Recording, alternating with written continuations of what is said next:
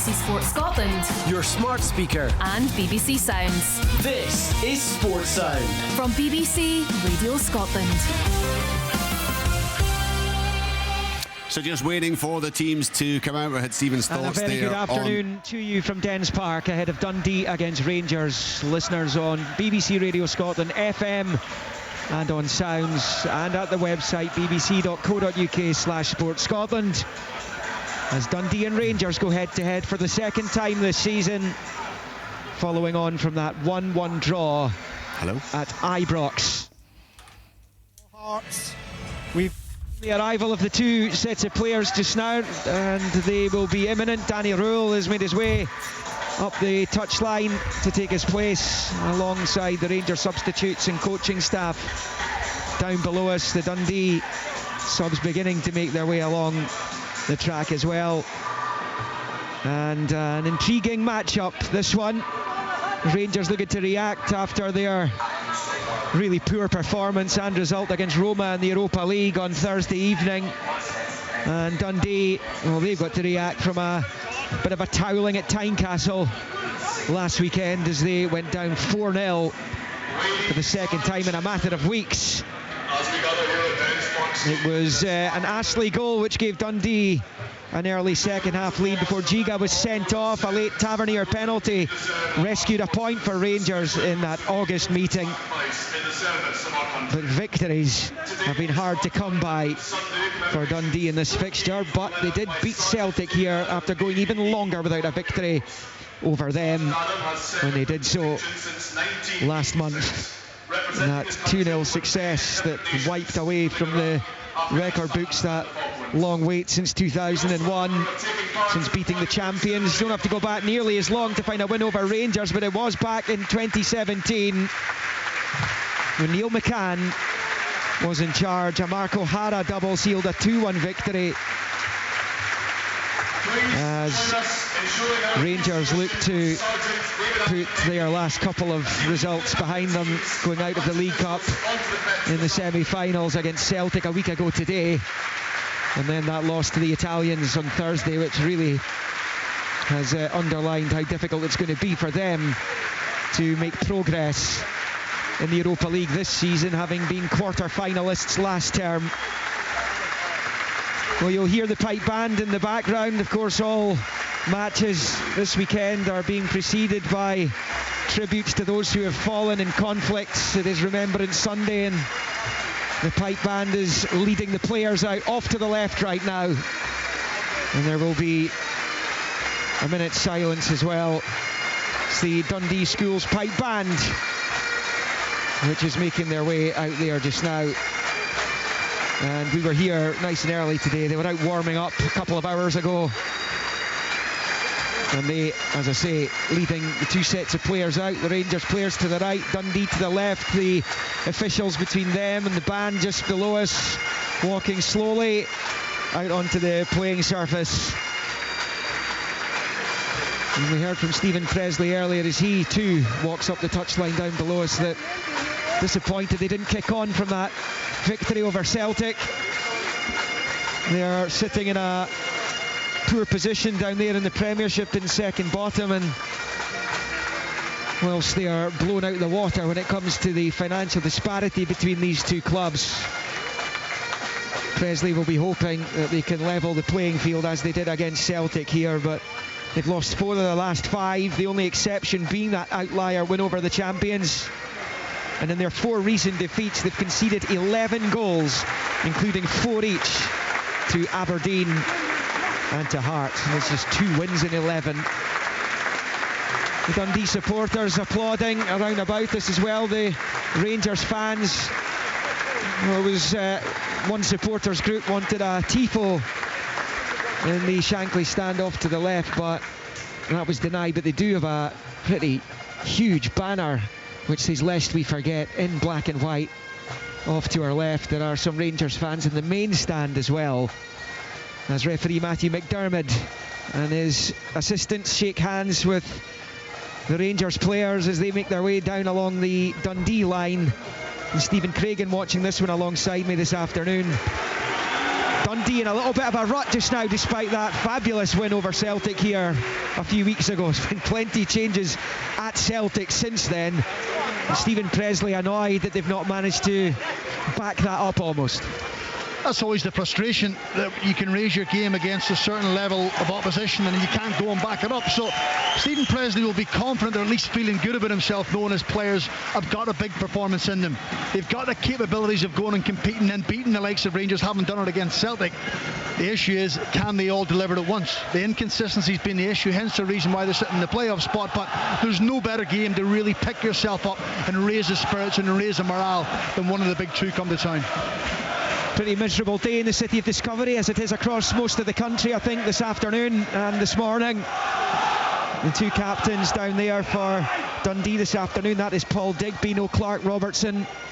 For this one, James Tavernier there for Rangers, shake hands after the coin toss. McCracken in goal for Dundee, Kumiteo, Astley and Graham with Wright, Hamilton, Digby and Samuels across the middle, Congreve and Yoga on either side of Aqua, who is chosen ahead of Simon Murray to lead the line for them this afternoon.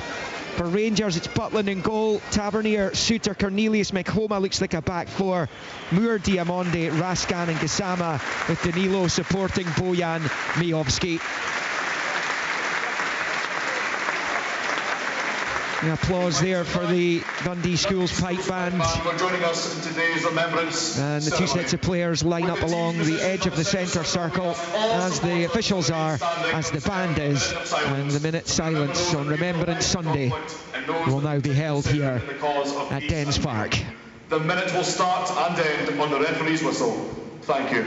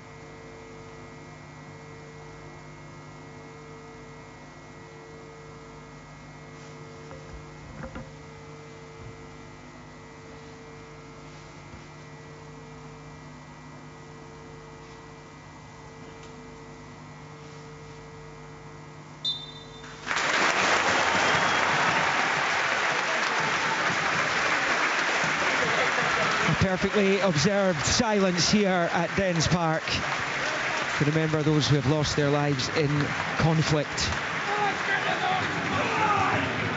So, just about ready to go here. It's going to be Rangers are going to kick off. They're going to shoot towards the Cox stand off to our right, defending the end of the ground where most of their supporters are housed, wearing a bright orange kit, which Rangers released quite recently and said that it's to pay homage to their Scottish Cup final in 2000 when they defeated Aberdeen at Hampden.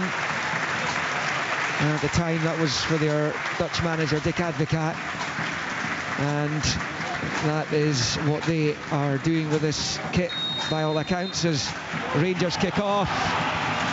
Dundee in their dark blue as that comes back to John Suter, who pumps it long with the right foot into the Dundee half, but it's nodded away and collected here by Tavernier, who'll chip it forward with the right foot to the edge of the Dundee box, which is cleared. Rangers pick up and it's Diamonde out to Gassama. Looks like he's starting wide on the left hand side. It's played in field and cut out there by Ethan Hamilton for Dundee, and he goes down over on the far side, and it's going to be a free kick to Dundee, which their goalkeeper will take. But as much as I was saying to the Rangers manager Danny Rule before the match, Stephen, it's not great conditions for a game. If you're an attacker, you love this. Not so much if one of you guys at the back Well, I have to say, sometimes the rain just slickens the pitch up a little bit, Liam, and I think that's what both teams will want this afternoon. I have to say the rain has gone off, but it'll just be interesting to see how the game plays out. I think with Aqua up front, Dundee are going to want to go a little bit more direct at times. I think Rangers have struggled with physicality, so it'll be interesting to see if he can unsettle them. And Rangers going to the back four with two wingers. I think Mikey Moore's best work is game in the middle of the pitch, so it'll be interesting to see how that works out. Dundee in the ball with Kimetio, plays it forward down the left. It's cleared by Suter. It's to the right hand side of his own box. Dundee pick up the loose ball with the Mari Samuels, and back it comes. Kimetio just slipping it to Graham, who shifts it over to that right hand side for Astley. Some Dundee fans perhaps raising their eyebrows that Simon Murray's out of the team today, and it's Aqua who's been chosen to lead the line. I think he's only got one league goal, hasn't he? So he hasn't exactly set the header on fire this year, Simon Murray. Good run by Yogan forward there, and he's brought crashing to the ground by Diamonde, and Dundee have a free kick in a really good position here, about 25 yards from goal. It's slightly left to centre, and a chance here early on in the game for the home team. I will keep you up to date with what's going on in the other two Premiership matches, which kicked off at 3. Celtic Kilmarnock kicks off at 4.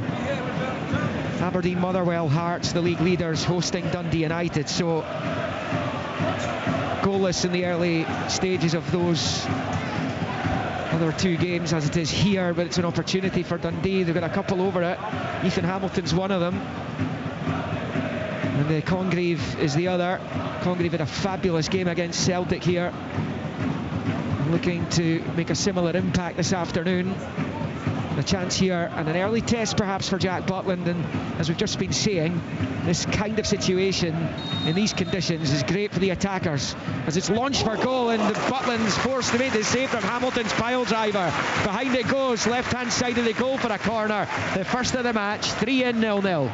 Well, you could tell there was only going to be one outcome with regards to Ethan Hamilton. He was lining it up, he just took a straight run back, he put his head down and he just put his foot through the back of the ball. Jack Butland managed to see enough off it. It's a smart save to his left hand side. I think he'd be disappointed if he was beaten from there, but from Dundee's perspective, good intent. The fans are liking it. They feel there's a good atmosphere around the place. They feel as if they could do something here this afternoon. It's going to be a corner kick from that right hand side. Dre Wright over it, outswinger in front of the Derry, and it comes to the 6-yard area. It's Digby trying to get a head onto it, Rangers trying to get it clear. They do through Cornelius, though it's only to the edge of their box, where it's hooked away by Diamonde. Dundee come again, right hand side of the Rangers box. Congreve's on it. Cornelius forcing him wide though.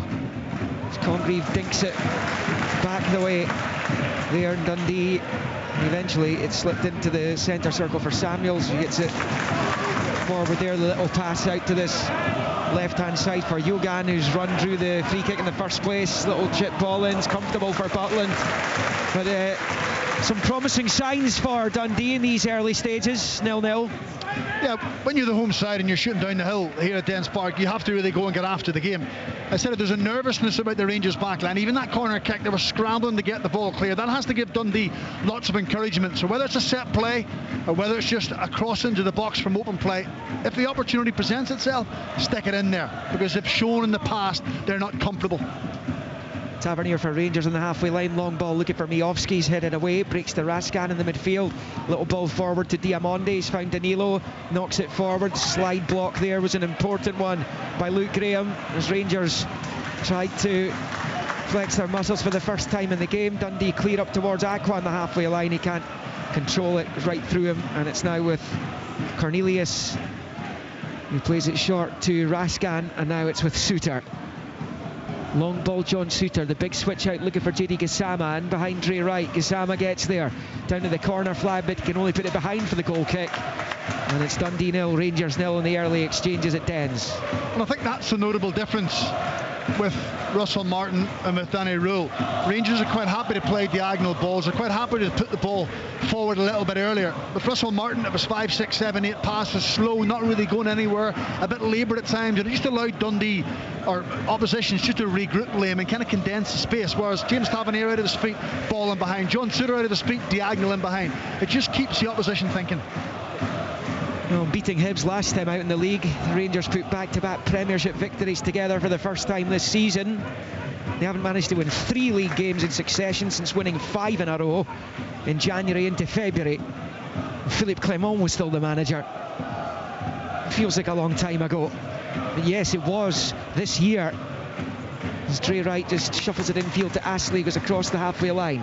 Forward to Aqua, holding off Cornelius. Not a great touch, and it's allowed Gassama to win it back, and it's picked up by Raskan on the edge of the centre circle and rolled out to Tavernier on the right, and then back infield to Suter, who'll be hoping to start the 2 Scotland matches, which are up and coming over the course of the next week or so in World Cup qualifying. The Suter rolls it low along the grass out to this near side. Tavernier infield, midway inside the Dundee half, looking for Danilo. Can't control either. Digby's onto it. Dundee knock it clear up this near side through Samuels. Picked up by Aqua. He's done well to just feed it to his left, where it'll be picked up here by Yogan.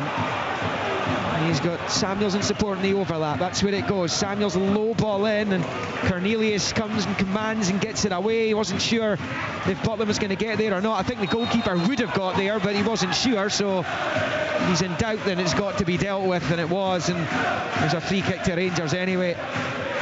That's what I'm talking about, Liam. If you get into a wide area, you're 1v1 and you can create a little bit of space, put it into the box. Sometimes, yes, you want more dark blue jerseys in the box. Doesn't matter. Just try and put Rangers in the back foot. Try and plant little seeds of doubt into their mind. You're just going to keep fizzing balls in. You're going to put it high. You're going to put it low. You're going to test them at every opportunity and just build a little bit of momentum for Dundee as well. Suter for Rangers. Low ball across the halfway line to Moore. Back to Tavernier. It's an up and under from Tavernier. We're going to get it in behind the Dundee defence. It's headed behind by Cumetio for a Rangers corner. This is their first of the afternoon, which comes 7.5 minutes into the piece, and James Tavernier comes over to this main stand side to take. Well, again, I'm talking about balls over the top. That's all that was. It just suddenly turns Dundee. They're chasing towards their own goal. They put it out for a corner kick. That would have been forbidden under the previous manager. Would not have been allowed to do that. So giving players a little bit of freedom. Not everybody has to be controlled and robotic. Sometimes allow the players on the pitch to make the decisions themselves. Outswinger from Tavernier. Rangers have plenty in the Dundee box. Dundee have got everyone back to defend it, and it comes as a free header. Rangers in front through Raskan. Well, one of the smaller players on the pitch, completely unmarked, nods home the corner into the left corner of the net. Past McCracken. It's awful defending. And Rangers lead early here at Dens Park. Dundee 0, Rangers 1. And it's such a simple goal from a Rangers perspective. Dundee and Stephen Presley will be furious. Ultimately, he's not the tallest player on the pitch, but we know the threat that Nico Raskan brings from set plays. He runs into positions, he's good in the air, he doesn't mind getting across the near post, but he's literally just standing in the 6-yard box, and the ball is pinpoint accuracy onto his head. Not a player in dark blue even goes towards him. There's 3 or 4 surrounding him, but no one actually makes a move towards the ball. That's the downside sometimes of zonal marking, that no one actually ever picks up, and there's always spare players playing. But after a good positive start from Dundee, Rangers have got the ideal start that they want. It's an awful start for Dundee. Stephen Presley will be furious. I know the Dundee fans around about us are. Raskan, we've seen him do that plenty. Remember, he did it against Celtic last season, did it against Hibs in the League Cup quarter-finals this season. He's just done it again, heading home from a corner. Well, that will be a bitter disappointment for the Dundee fans as Rangers go in front. It's the perfect start for them, as bad a start as it is for Dundee. It's the perfect start and the perfect tonic for Danny Rule after the last couple of results. And what will give him plenty of encouragement is there's 2 or 3 times they've got in behind by just putting the ball in the channels. Dundee have got a back 3, so there's space outside the centre halves, and that's exactly what they're trying to utilise. That's where the corner kick first of all came from, over the head of Cumetio, having to put it out for a corner kick, so that has to give them lots of encouragement. However, from a Dundee perspective, when you're playing against a team who are a little bit fragile at times, and Rangers have been, you do not want to give them a head start. You do not want to give them any confidence and give away a simple goal. And that's exactly what they've done. But from Rangers, yeah, and I just love the energy of Danny Rule on the touchline. He's encouraging his players. He's all action. I think when you're a player and you look over and see that, it inspires you, Liam. Well, Russell Martin, I mean, he would stand at the edge of the technical area, but a lot of the time he was back looking at replays in his tablet, wasn't he? And the Rangers players, they've got a new man in charge, and he's 2 out of 2 in the league so far. having beaten Kilmarnock and Hibs, and a first clean sheet away from home since last December when they won at Easter Road, which is pretty remarkable. As Danilo manages to force it to Gassama, his touch will come bouncing off Astley and out for a Rangers throw-in on the far side. What Rule will want now is for his team to go for the throat now, try and get another goal or two. Exactly, dominate the ball, dominate the game, try and draw Dundee out if you possibly can. Don't be frightened to put it down the side of Miofsky running beyond Gassama and Mikey Moore. Good, strong, powerful runners, so utilise it when it's possibly on. Doesn't always have to be perfect, it has to be effective. Second of the season for Raskan. His other one was that header against Hibs in the League Cup, as Tavernier wins it back this near side, and the Dundee supporters felt Tony Yogan had been fouled, but Matthew McDermott, who's in charge this afternoon, disagrees. And Suter plays it to the right of the centre circle for Diamonde. He just skips away from the challenge of Hamilton, and then it's shifted out to the left there for Meg Homa. And now Diamonde in field to Raskan, and Diamonde, and Rangers bossing this. Well, that's the confidence from the goal. Prior to the goal, they weren't really getting any ownership of the game. It looked as if Dundee were in the ascendancy, but suddenly now they're feeling good about themselves. This is where you don't want Rangers to be when you're playing against them. You don't want them to be enjoying themselves. That's a lovely flick by Miofsky. Moores in, right hand side of the Dundee box, pulls it back, it's cut out there by Kumetio, and behind it goes for a Rangers corner. They scored from their last one as they look for a second quick fire goal here, and it will be Tavernier to take again. It's a lovely little flick from Miofsky, isn't it? When the ball goes up to Mickey Moore, just gambles. I think he actually delayed a little bit too long to cross it with his right foot on the right hand side. The minute he got it behind it, I thought he should have just fizzed it, and he tried to take a touch which closed his space down. Outswinger Tavernier. Raskan will be interested again. This time he goes deeper. It's flicked away, this time by Dundee through Luke Graham. Picked up by Meg Homa on the left. Chip ball high into the Dundee box. Suter wins the header, hits it back across to the 6-yard line. It's headed down by Danilo, but it's a comfortable take for John McCracken. It was, but that was Nico Raskin again who was challenging for the first ball coming in. The second one coming in, I think it's Luke Graham gets caught onto the ball as well. So as much as it said Rangers look a little bit fragile from balls into the box, Dundee haven't looked clever themselves, so that will certainly give Rangers plenty of encouragement. Which is what we're talking about, Liam. You're talking about Rangers getting back-to-back clean sheets, and first clean sheet since December away from home in the league. This is where Rangers bread and butter. I know we talk about it all the time, but the state that Rangers are in and the mood they're in and how they're playing, they have to get domestic right first. Forget everything else. They have to get winning the games they should be winning, and today's certainly one of those. It's the 8th time Dundee have gone behind in the Premiership this season. They've only found an equaliser once in the 7 previous ones. And here come Rangers with Moore, and that's a brilliant finish. Edge of the box, side foot with the right foot into the bottom left. And Rangers are tearing Dundee asunder here, 14 minutes in. Mikey Moore's first Rangers goal, and it is Dundee 0, Rangers 2. Fantastic finish. Well, you said it a couple of minutes ago, Rangers will want to grab the game with the scruff of the neck. They'll want to try and puncture Dundee with the second goal as quick as they possibly can. That's exactly what they've done. And it said that I think Mikey Moore's best work happens in the middle of the pitch when he's free and he can roam about and he's elusive to pick up. That's exactly where the goal comes from. But I have to say, the Dundee defending, I think it might have been Astley who tried to make a tackle on Mikey Moore. It was pathetic defending as a defender.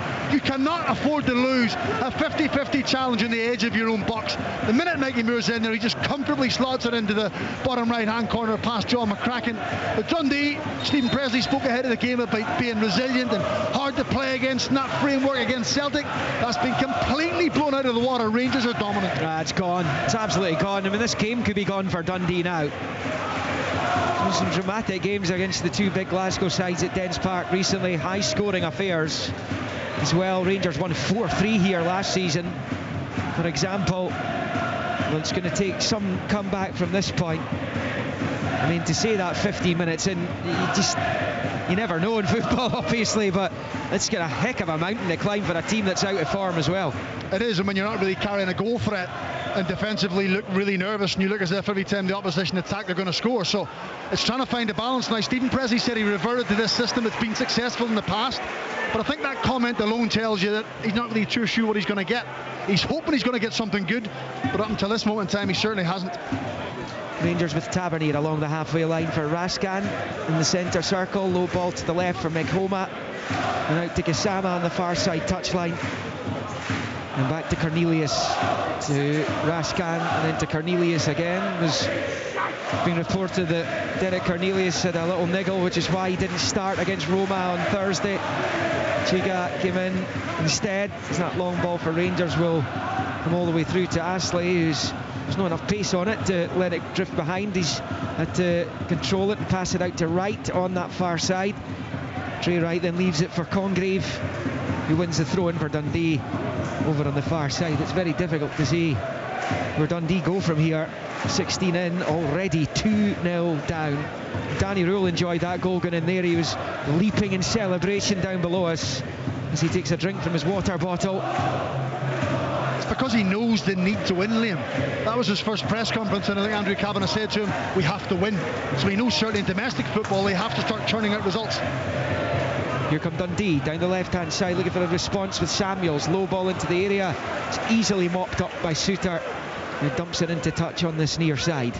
But isn't it amazing how quickly confidence can change with regards body language and the energy of the players? Rangers have been snapping into tackles, smothering Dundee. Everyone wants a touch of the ball. Everyone's free, they're moving about, they're looking for little pockets of space because they're 2-0 ahead. Flip it the other way, Dundee look really nervous. They can't get hold of the ball, no one really wants it. There's no style of play, they're throwing it forward in hope more than expectation. Moore has dribbled his way out of a problem area deep inside his own half. Brilliant play by Moore as he tries to slip it in behind for Miovski. And Meteo managed to get back between the man and the ball, play it to McCracken, then gets it back and then gives it away. Raskan picks up for Rangers, to his left for Diamonde, to the left of the centre circle for Meghoma. Into Diamonde, goes back into his own half for Cornelius, who finds Raskan and now Suter. Suter out to Tavernier on this near side.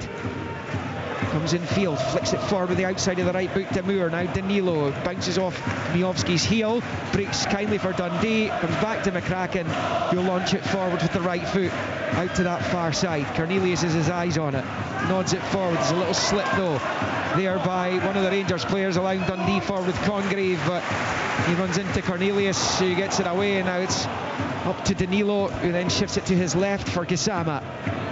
Diamonde goes on the left. It's a little slip from Meghoma there, allowed Congreve an opportunity to potentially get Dundee into a good position, but was snuffed out by Cornelius. And Suter picks up, still goalless in the other 2 3 o'clock kickoffs. Last we heard, Aberdeen, Motherwell, Hearts, Dundee United. 2-0 Rangers here at Dens Park. Stephen Craigan. Yeah, just when you're talking about that incident where Meghoma slips, but there was no panic from Rangers. There was a real assurance defensively. They just narrowed up a little bit. They got bodies around the ball. They took it off Cameron Congreve and just started to build their play again. So that's all the small things that change. But at the top end of the pitch, there's a bit of cohesion. There's a bit of synergy amongst the top 4 or 5 players, and they really look as if they're enjoying themselves. This is the kind of afternoon that Mikey Moore could come of age as well for Rangers, because he came so highly rated. You know what? I've just put his name down because I was going to try and speak about him when we get the next opportunity. That little dribble, he picks the ball up on the edge of his own box. He skips into midfield, skipping past 2 or 3 players. The weight on his shoulders coming with the expectation probably was too much for him early on. But a change of manager freshens him up. He's feeling good about himself. Danny Rule has put his trust in him, allowed him to go and be himself and drift off that right-hand side or left-hand side when he's played there. He looks a completely different player. And someone, as we say, is still so young. Rangers on the ball here with Tavernier, low forward there to Raskan. He's managed to get it to Danilo at the edge of the box. He shoots, but it's high and wide, and it's a goal kick to Dundee. And I think you could probably hear the frustration from the Dundee supporters in the background, so apologies for any of the language that you're hearing if you're offended by that. It's a live football match, and we are surrounded by football fans, and I mean, you can understand the frustration, can't you, Stephen, amongst the Dundee faithful right now? Well, it's been a challenging season so far. It was a challenging summer. A lot of frustration around, wasn't there, with regards players leaving, players coming in, the manager coming in, everyone wasn't happy. And they haven't really settled in this season so far. And suddenly, so early in this game, they find themselves 2 goals down, and they look a mile off the game. Rangers, it's far too easy. And at times, it's like a training game. they're getting 5, 6, 7 touches and they're playing through Dundee. Danilo's taking up good spaces. Mickey Moore's drifting off the right again. Gassama's been a real threat, and Dundee just can't get hold of the ball. Well, so many key players in the summer. Mulligan, McGee, Tiffany, Shaughnessy, Silla, Cameron, Portales. I mean, it was almost a full team. Well, the thing is, all the players you've named would get into this team. Yeah. So that tells you that they're having to take a drop down for me in the player quality coming in. Whether it was to do with budget cuts, I'm not so sure. But certainly, when you're Simon Murray, that's what I was talking about him ahead of the game. When you're Simon Murray and you see all that and you're the senior player, you become a little bit deflated. And there's no doubt his influence in this Dundee team has been nowhere near the same as what it was last season. And I can understand why. Yes, he's getting a little bit old and he's maybe just lost a little bit of his sharpness, but he was always a buzz bomb. And when I've watched him playing this season, Liam, he doesn't seem to have that. Well, he's off the back of 2 fabulous goal-scoring seasons. One here last term, and it was even better for him at Ross County the season before. As Cometio switches the play out to the right. Astley's ball for Congreaves, cut out. Breaks back to Astley, forward to Dre Wright. He was down. No foul, says referee McDermott, and Rangers have it with Raskan, and then to Tavernier on this near side. Back to Suter, to Raskan, and then back it goes to Butland at the edge of his own box. Short then to Cornelius. Squares it to Suter, then out to Tavernier on this near side, but can't control. Goes out for a Dundee throw-in on this near side for Imari Samuels. One thing is for sure, Dundee need the next goal. They trail 2-0. We've played 22. Well, the fact that they needed the next goal in the game to stay in it after 14 minutes tells you exactly where they are. But that's just a little moment of sloppiness from John Suter, just overhitting the pass out to James Tavernier. Don't give Dundee any encouragement. You have them exactly where you want them. So game management from here on in defensively, with an attacking sense, go and be free, go and make things happen, but do not give any kind of edge to the opposition. You have them exactly where you wanted them ahead of the game. Do not be sloppy. Last we heard, still goalless at Pittodrie and Tynecastle. Is indeed the case. As Dundee pick up here, Samuels infield there to Yogan. Back to Cometio. Square ball to Graham, and then out to the right side it goes. Dundee with Congreve, turns it back into his own half. And it's with Digby. And back it comes to Cometio on this left-hand side of the pitch, down the line to Samuels. His ball to the edge of the box, bounces off Aqua, and the referee blows the whistle, and Rangers have got a free kick. Yeah, it's amazing what a win can do to you. Then you back it up again, and then you come here today, you can get it. I think it's Livingston and Falkirk next. So if Rangers can collect 9 points from those 3 games, albeit it's not against the top opposition, and you know, clearly they'll have threats that they bring themselves, but it would be a real boost to everyone. Danilo for Rangers down the right-hand side, midway inside Dundee territory, plays it infield to Raskan, and it's a square ball to make home at. Ball with the left foot out to Gassama on the far side. Gassama changing pace, coming into a central position. His pass forwards cut out. Breaks to Tavernier though. He goes back to Raskan, and then he goes back to Suter, and he passes it to Butland. But Rangers in absolute cruise control right now. Dundee 0, Rangers 2 here at Dens Park. Yeah, and also Dundee are not too sure what they're trying to do. They probably want to try and press, but they know Rangers have that threat in behind, so they can't keep a high line. So I just think they look a little bit disjointed. They're not connected at the minute of what they're trying to do in the game, what they're trying to achieve, which is creating a little bit more space for Rangers to play in. A Rangers team who have been lacking in confidence in certain moments this season, but today you're right, they look full of confidence, full of belief, and that kind of relaxation is making them go and enjoy the game and dominate the game. Rangers have the ball at the back here. Suter to Cornelius. He's going to go long with the left foot, looking to try and get Moore involved. Long ball. There's Moore, right hand side. He plays it off the defender Cometio, but no penalty. And Dundee managed to get it clear as Hearts go in front against Dundee United, looking to extend their lead at the top of the Premiership. As Tavernier commits the foul just left of the centre circle. He brings Digby crashing to the ground. That's going to be a free kick to Dundee just left of the centre circle. But it wasn't Digby who was upended, it was Ethan Hamilton. Anyway, it is a free kick to Dundee. It's in the Rangers half, and they need something to grab onto here.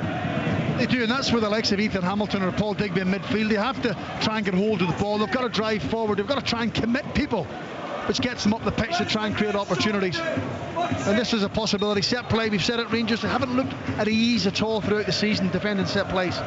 Alexandros Kizaridis with the goal for Hearts, who for about an hour or so, if they win that game, would go 12 clear. Celtic play Kilmarnock, 4 o'clock kickoff. In comes the free kick for Dundee into the box, but the referee sounds the whistle and Rangers have a free kick 26 minutes in. They have a 2-0 lead. Yeah, we're just talking about Hearts potentially being 12 points clear. I know the Celtic game hasn't kicked off, but Rangers are 2 points behind Celtic as it stands. And when you think how poor a season Rangers have had to this point, albeit Celtic are playing a little bit later on, but yes, it's not been ideal for Rangers. Their marker or their judge is always Celtic, so they're not that far behind.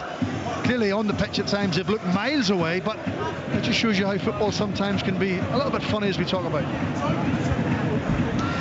Yeah, Celtic up against Kilmarnock. It's a 4 o'clock kickoff in that one. And as far as the Celtic team news is concerned, it's available in full at the website. Same for Kelly. Jamal Simpson-Pusey coming into the side on loan from Manchester City, a first appearance for him. So he's coming into the side to play it right back by the looks of things. Anyway, team news, Celtic Kilmarnock, available at bbc.co.uk/Sport Scotland if you missed that earlier.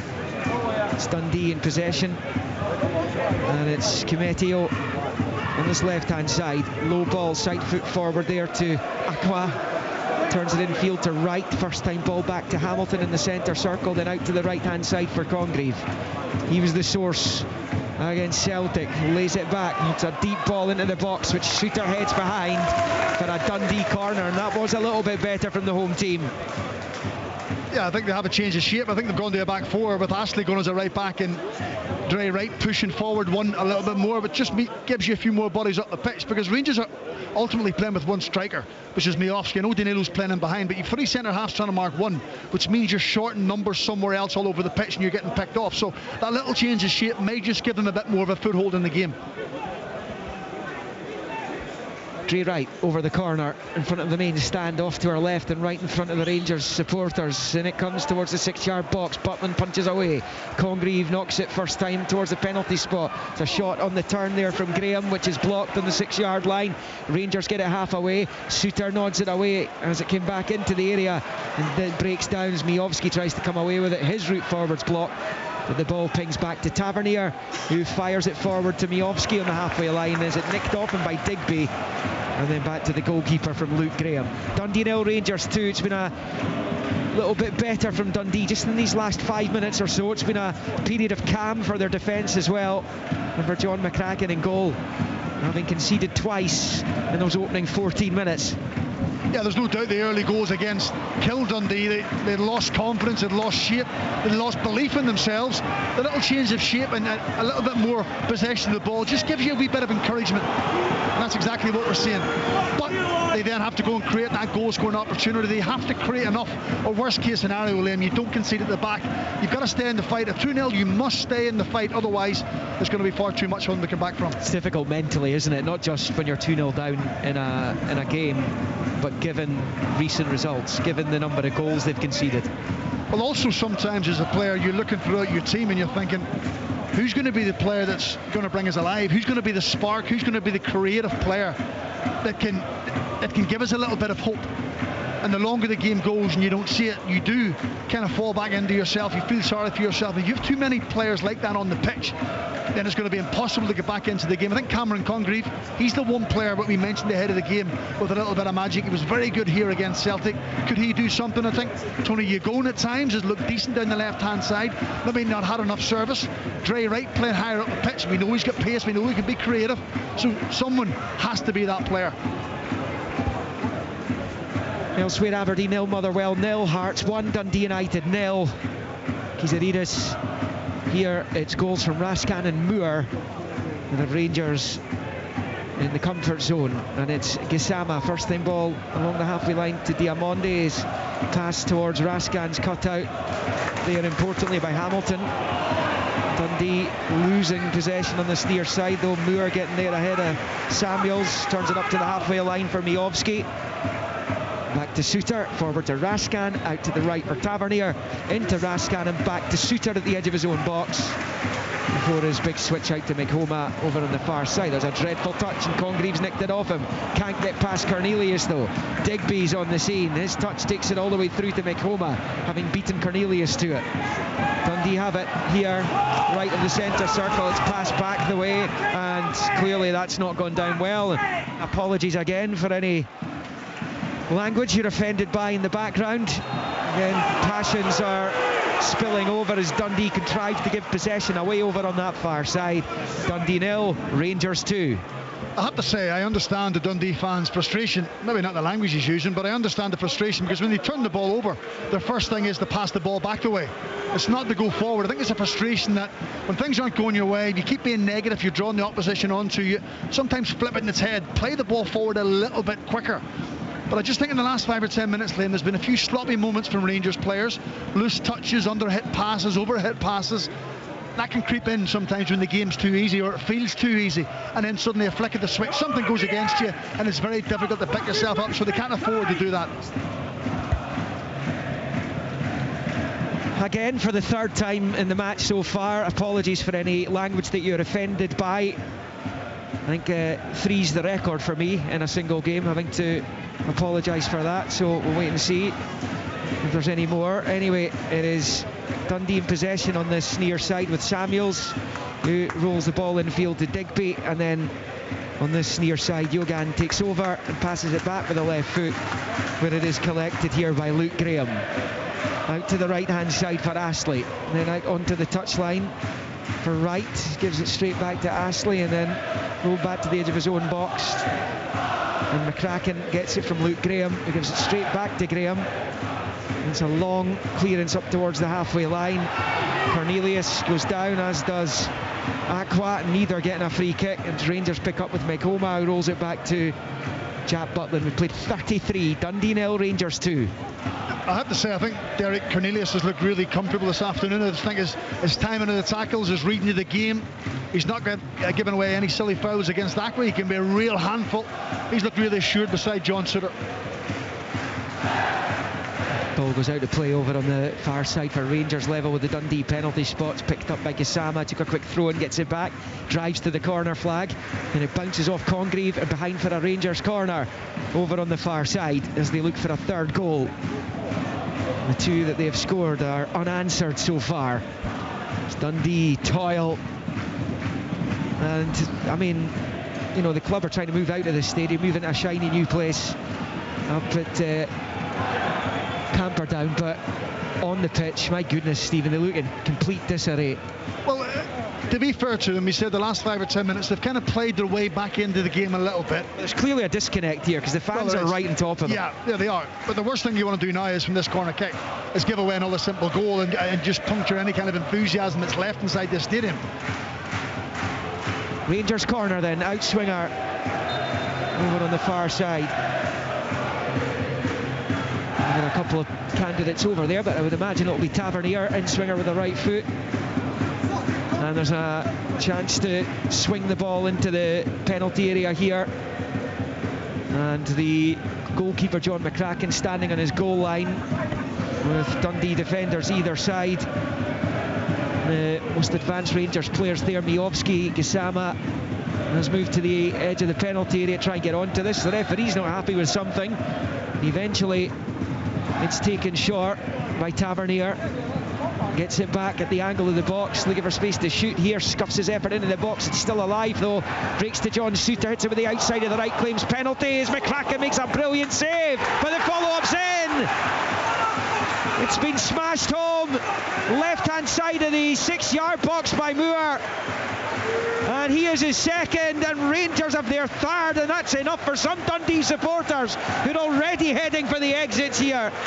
35 on the clock, Dundee 0, Rangers 3. This could be anything right now. Well, without preempting what I thought was going to happen, it's exactly happened. They'd grown a little bit in the game. They had stemmed the flow of Rangers. They weren't having any real of attacks, Rangers. They get a corner kick, and then again they look so disorientated, so disjointed. A short corner kick. James Tavernier gets a shot from the edge of the box. No one puts him under pressure. Nobody actually clears the ball when it lands in the box. Bounces about all over the place. A really smart save from John McCracken down his right hand side. Again, defenders ball watching, sleeping off, and Mikey Moore, who's probably been Rangers' biggest threat all afternoon, just comes in from the left hand side. He actually took the corner and just slams the ball into the back of the net. You're right, the game's gone for Dundee. It's a long way back, and if Rangers have got a real cutting edge about them, they could score as many goals as they want, Liam. Kind of looks that way. Paul Digby speaking to his teammates as they check for a possible offside here. I can only think about it might have been Mikey Moore, because he took the corner kick, so if he doesn't get himself back on side before the final shot comes in, and I think it's hard to kind of judge. I thought Matthew McDermott was going to do the TV sign as if he'd been told already it would be offside. We'll see. Well, there was barely any celebration from Moore, so I just wonder if he's expecting this to be chopped off himself. Anyway, the players have to wait because it is being checked by the VAR, who is Kevin Clancy for this one. And VAR check, possible offside. Lines are being drawn. But I think there's a couple of things they're having a look at. There's an interference out with the offside from an active player, so we'll wait and see which of the offsides, if any, or if either of them, are going to result in this third Rangers goal being ruled out. Well, Dundee, big moment in the game, this. Well, it is. Dundee need a lifeline. They may not get it from something they're going to do. They may get it from a VAR decision or from an offside decision that has gone against Rangers. I know there's a lot of controversy yesterday with regards to lines and distances and colours, Liam, so hopefully it's okay and clear today. There's an on-field review coming up here for this one. So Matthew McDermott's going to come over and have a look at the screen by the look of things. So it's not certain that this third Rangers goal is going to stand. So it's not an offside then, because offside's a factual decision, so it's not offside. So it's whatever it is subjective. Subjective, yeah. But surely, if one referee thinks that a player's interfering with the goalkeeper and one doesn't, then Mikey Moore's onside. Is he? Okay, well, that's my understanding of it. But there's another Rangers player affecting play who might have been in an offside position. Well, he's either affecting play or he's not. It can't be the fact that you say it is and I say it's not, and we're both referees. Surely, if VAR thinks he's interfering, surely. Well, regardless, Kevin Clancy wants Matthew McDermott to come over and have a look at it himself. So the ref is over having a look at the monitor, which is situated just behind the Rangers technical area and dugout.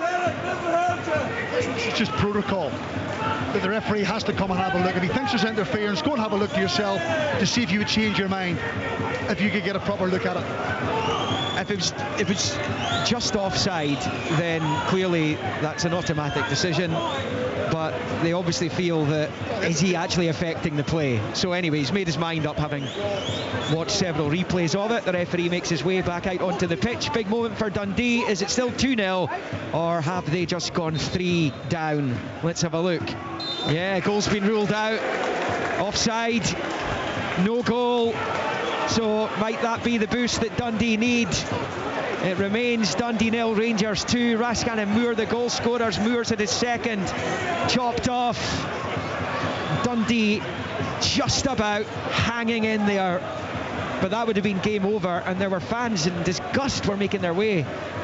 What looked like they were storming out, rather maybe they were just storming to to get a pie and a cup of tea, but they were furious when that third goal hit the net, which has now been ruled out. So Dundee just about alive in this match still. Well, I think the bigger frustration for Dundee fans is just how easy it's been for Rangers to play through them, cut them open and create opportunities, get their 2 goals, almost a third goal. It's limp defending, it's really lame. There's no real challenges, there's no desire to stop the opposition getting through you. And when you're a team at the bottom of the table fighting for your life, as Dundee should be, that has to be much better. Well, they've been given a little bit of a lifeline there. They are still 2 goals down. That's dinked out to this near side for Dundee to Samuels, who knocks it infield looking for Hamilton. He's lost it though. It's picked up the edge of the box. Mijovski laying it back to Gassama. Hits it high over the crossbar, and it stays Dundee 0, Rangers 2. Well, that was the warning sign for Dundee. The game was almost gone for them. So the worst thing you want to do now between this stage of the game and half-time, you cannot afford to concede a third goal. Okay, if you don't score yourself, worst case scenario, you get in at half-time, 2-0, the manager tries to regroup the squad, he maybe makes a couple of changes, but he has to try and bring some life to it. But as a player on the pitch, you have to take responsibility for your role now to the end of the first half, because it has not been good enough for Dundee. It's been miles away. And what we're seeing, Liam, this is the team who are almost just waiting to be in the bottom two coming towards the end of the season. They haven't shown anything. Yeah, I think if you're a Dundee supporter, you've got every right to be really concerned about where this is going. This club's been relegated way too often in recent years. As Congreve gets to the edge of the box, he's chopped down, and Dundee have a free kick right to centre, right at the edge of the Rangers penalty box. Well, he's not had enough of the ball for me, Cameron Congreve. He's the one player who can eliminate an opponent, can create a little bit of magic and a little bit of panic in that Rangers back line. So you want to be trying to feed him the ball as much as you possibly can. He's a young man. Maybe when things are going against the team, he doesn't want to get involved in the game, but he has to. He's their best player. Man on loan from Swansea, and he'll be one of the interested parties in this free kick situation. Just over 3 minutes left of the opening 45. Digby's just speaking to a couple of his teammates. We saw Ethan Hamilton test Jack Butland when it was still goalless in the opening couple of minutes of the match from a free kick. He's there too, but so is Congreve. There's a 4-man Rangers wall. Gassama's making that 5 now. The referee just making sure it's back the 10 yards. Can the Dark Blues pull one back here? This kind of situation might be their best opportunity to do so. It's Congreve rolling it to Hamilton. His efforts charged down by the sliding Suter, and it all comes to nothing as he goes behind for a goal kick in the end. It stays Dundee 0, Rangers 2, and that was about as big an anticlimax as you can possibly get. Yeah, it was. I have to say, it's good defending and bravery by John Suter to get to the ball. That's exactly what Dundee haven't had. Someone who's prepared to throw the body in the way, who's prepared to try and get to the ball and stop a shot or stop a cross, an effort on goal. Dundee haven't had that. But you're right, they're going to have to show an awful lot more in the second half, a lot more enterprise and belief in themselves. As soon as you roll it to your teammate, you're allowing the defender time to get out and make that kind of block. That's exactly what happened. And a real argument for Congreve or Hamilton to go for goal themselves from the dead ball. But anyway, it's gone now for Dundee. 43 played. They trail Rangers 2-0 as it's picked up on this near side by Samuels. And it goes out of play off Raskan for a Dundee throw-in on this near side, midway inside their own half. It's going to be a tough half-time team talk for Stephen Presley, this. It is, though, but you can even see the players on the pitch. They're not connected. They're not playing as a team. It's 10 outfield players as individuals, Liam, because of the lack of confidence and lack of belief and trust in what they've had. They do not look comfortable. They do not look all together. Long ball for Rangers. Steve Butland comes all the way through to his opposite number, McCracken, and plays it short to Kimetio, and then out to this near side for Samuels. Infield for Yogan. And he was tripped by Raskans. Free kick to Dundee. Well, Dundee United have equalised against Hearts, so 1 apiece at Tynecastle. Lucas Stevenson's got the goal. Hearts 1, Dundee United 1. So the other half of the city looking to inflict some damage on the league leaders. Meantime, Dundee have a free kick just inside the Rangers half. We're into the final few seconds of the opening 45 minutes. Sounds as though there's going to be a minimum of 4 added. In comes the free kick from Samuels into the box, and it breaks back to the edge of the area, and it's lashed high over the bar. There's an opportunity there, but perhaps fallen to the wrong man. It was Luke Graham 18 yards out, and he can only bluter it high over the bar, and it stays Dundee 0, Rangers 2.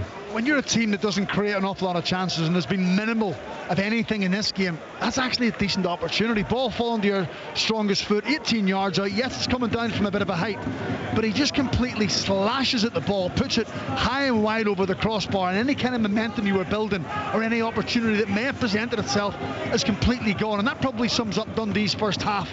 That hasn't been good enough. They've been miles off the game, and you can't even strike a ball cleanly when it comes to your strong foot. 1-1 at Tynecastle, 2-0 Rangers here, still goalless at Pittodrie, but that game's at half-time actually, but I believe Motherwell have completely dominated that first half.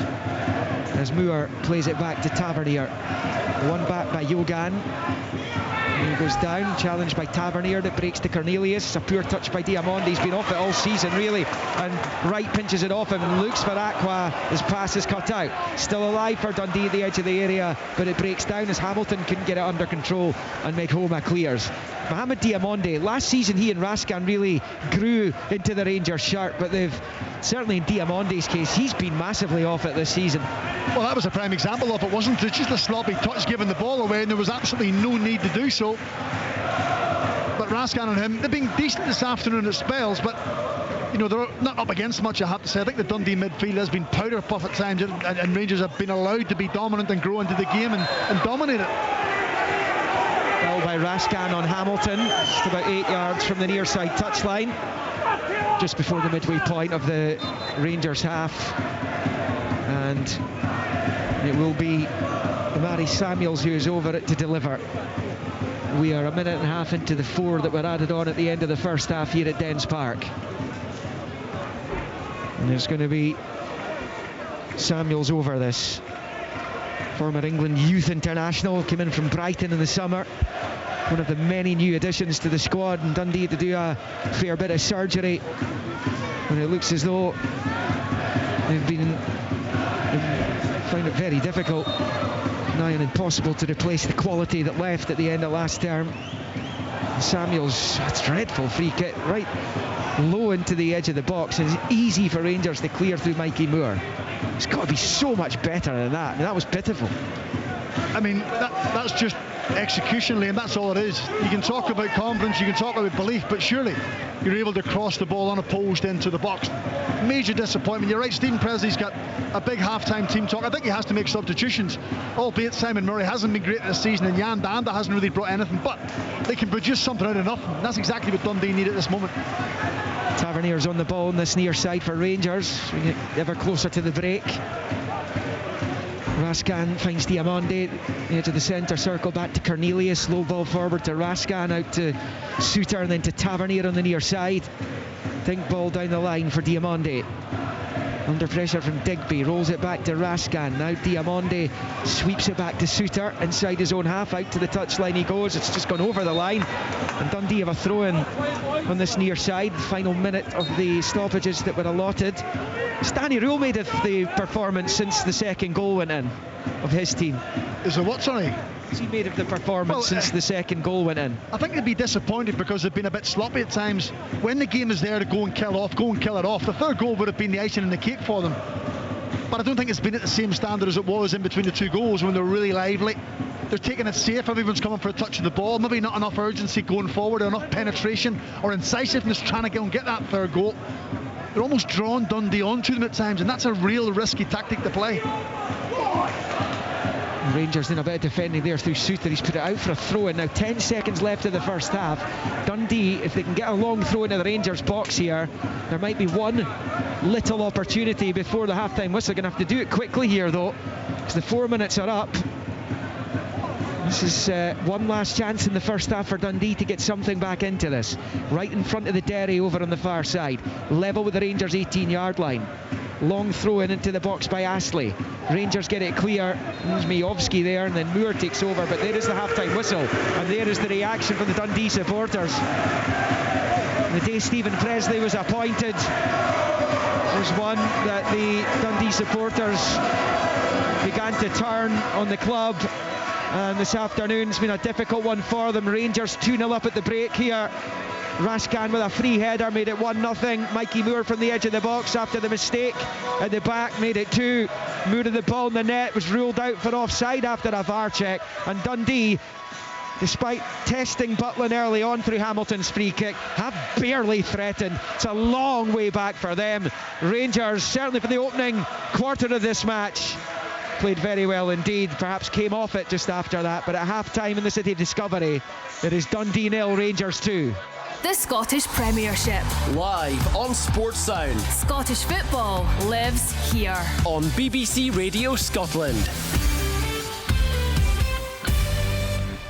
Half-time scores around the country. Aberdeen 0, Motherwell 0. It's Dundee 0, Rangers 2, Rascan and Moore. And it's Hearts 1, Dundee United 1. Yevgeny Kusharenko own goal in the 25th minute, cancelled out late on by Luca Stevenson. More on those games to come. Let's go to Celtic Park. The 4 o'clock kick-off. Team news from Rob McLean. Richard, it can only be must-win for Celtic off the back of that disappointment in Denmark on Thursday night, and potentially going into this one 12 points behind Hearts if they can get the win against Dundee United. Kilmarnock 4 defeats on the bounce, 9 changes in the 2 lineups. Celtic making 5, and there's a debut for Jemai Simpson-Pusey, the 20-year-old on loan from Manchester City. He's a centre-back. Presumably he's going to play right-back. Tony Ralston is dropped after the Midtjylland match. Celtic with Kasper Schmeichel in goals. Simpson-Pusey, Trusty Scales and Sarachi, who replaces Tierney. Hatate and McCowan into the midfield alongside Callum McGregor. Dyson Maeda returns on the right side. Tunekti on the left. Johnny Kenny continues as the main striker for Celtic. On the bench, Sinisalo Nigren, Balikwisha, Yang, Shin Yamada, Engels, Murray, Ralston and Tierney. 4 changes for Kilmarnock. Eddie Beach into the goal. James Brown comes in at right back. Tom Lowry and Zach Williams both start for Stuart Kettlewell. So Beach in goals, Brown, Stanger, Dees and Thompson. In the midfield, Williams, Lyons, Watson, Lowry, Tiffany and Bruce Anderson. On the bench for them, it's Armour, Dackers, Kilty, Watkins, John Jules, Ethan Brown, Leslie and Paul Worth. Don Robertson is the ref. Rob, thank you very much indeed. Pat Bonner, just brief thoughts in terms of those 2 lineups. Yeah, of course, the big talking point is young Simpson-Pusey coming into the team, how he will play normal centre-half, playing right back, and how will he do? That's the big question. That's 2 young players that was not in Brendan's reckoning at all, has come in under Martin O'Neill, a right back, and of course Callum Osmond, who's now gone back out injured. But Celtic are, Martin O'Neill making a change in the full-back position, making a change in the midfield. Freshness he's looking for energy. Will that happen? That's the question. And how will Kilmarnock set up? They've obviously, I think they will play 3 at the back. That allows them maybe to push players further forward. And will they have a low block, or will they go with a mid block and try and put a bit more pressure on Celtic, stop dominant in the game? That game will be getting up and running. You'll be able to hear full live commentary the first half online at bbc.co.uk/Sports Scotland with Pat Bonner and Rob McLean. Let's hear from Martin O'Neill. Martin, I won't mention legacy, but I will mention Thursday night. How has the recovery been from what happened in Denmark? Well, it was a very tough game. We knew it would be anyway, and we have tried to recover, travelling back again. But obviously, I've changed the side around a little bit because of maybe a bit of freshness into the team, and we'll see how we go.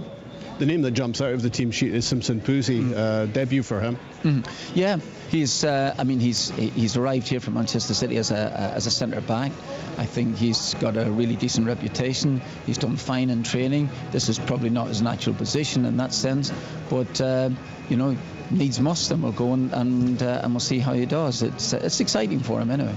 Tony Ralston obviously had struggles on Thursday night. Is that what the change is about? Well, Tony's played 3 consecutive games for us, and before that there he had missed some matches, for some time. So 3 in quick succession. I know Tony's still a young man, but that has taken it out of him.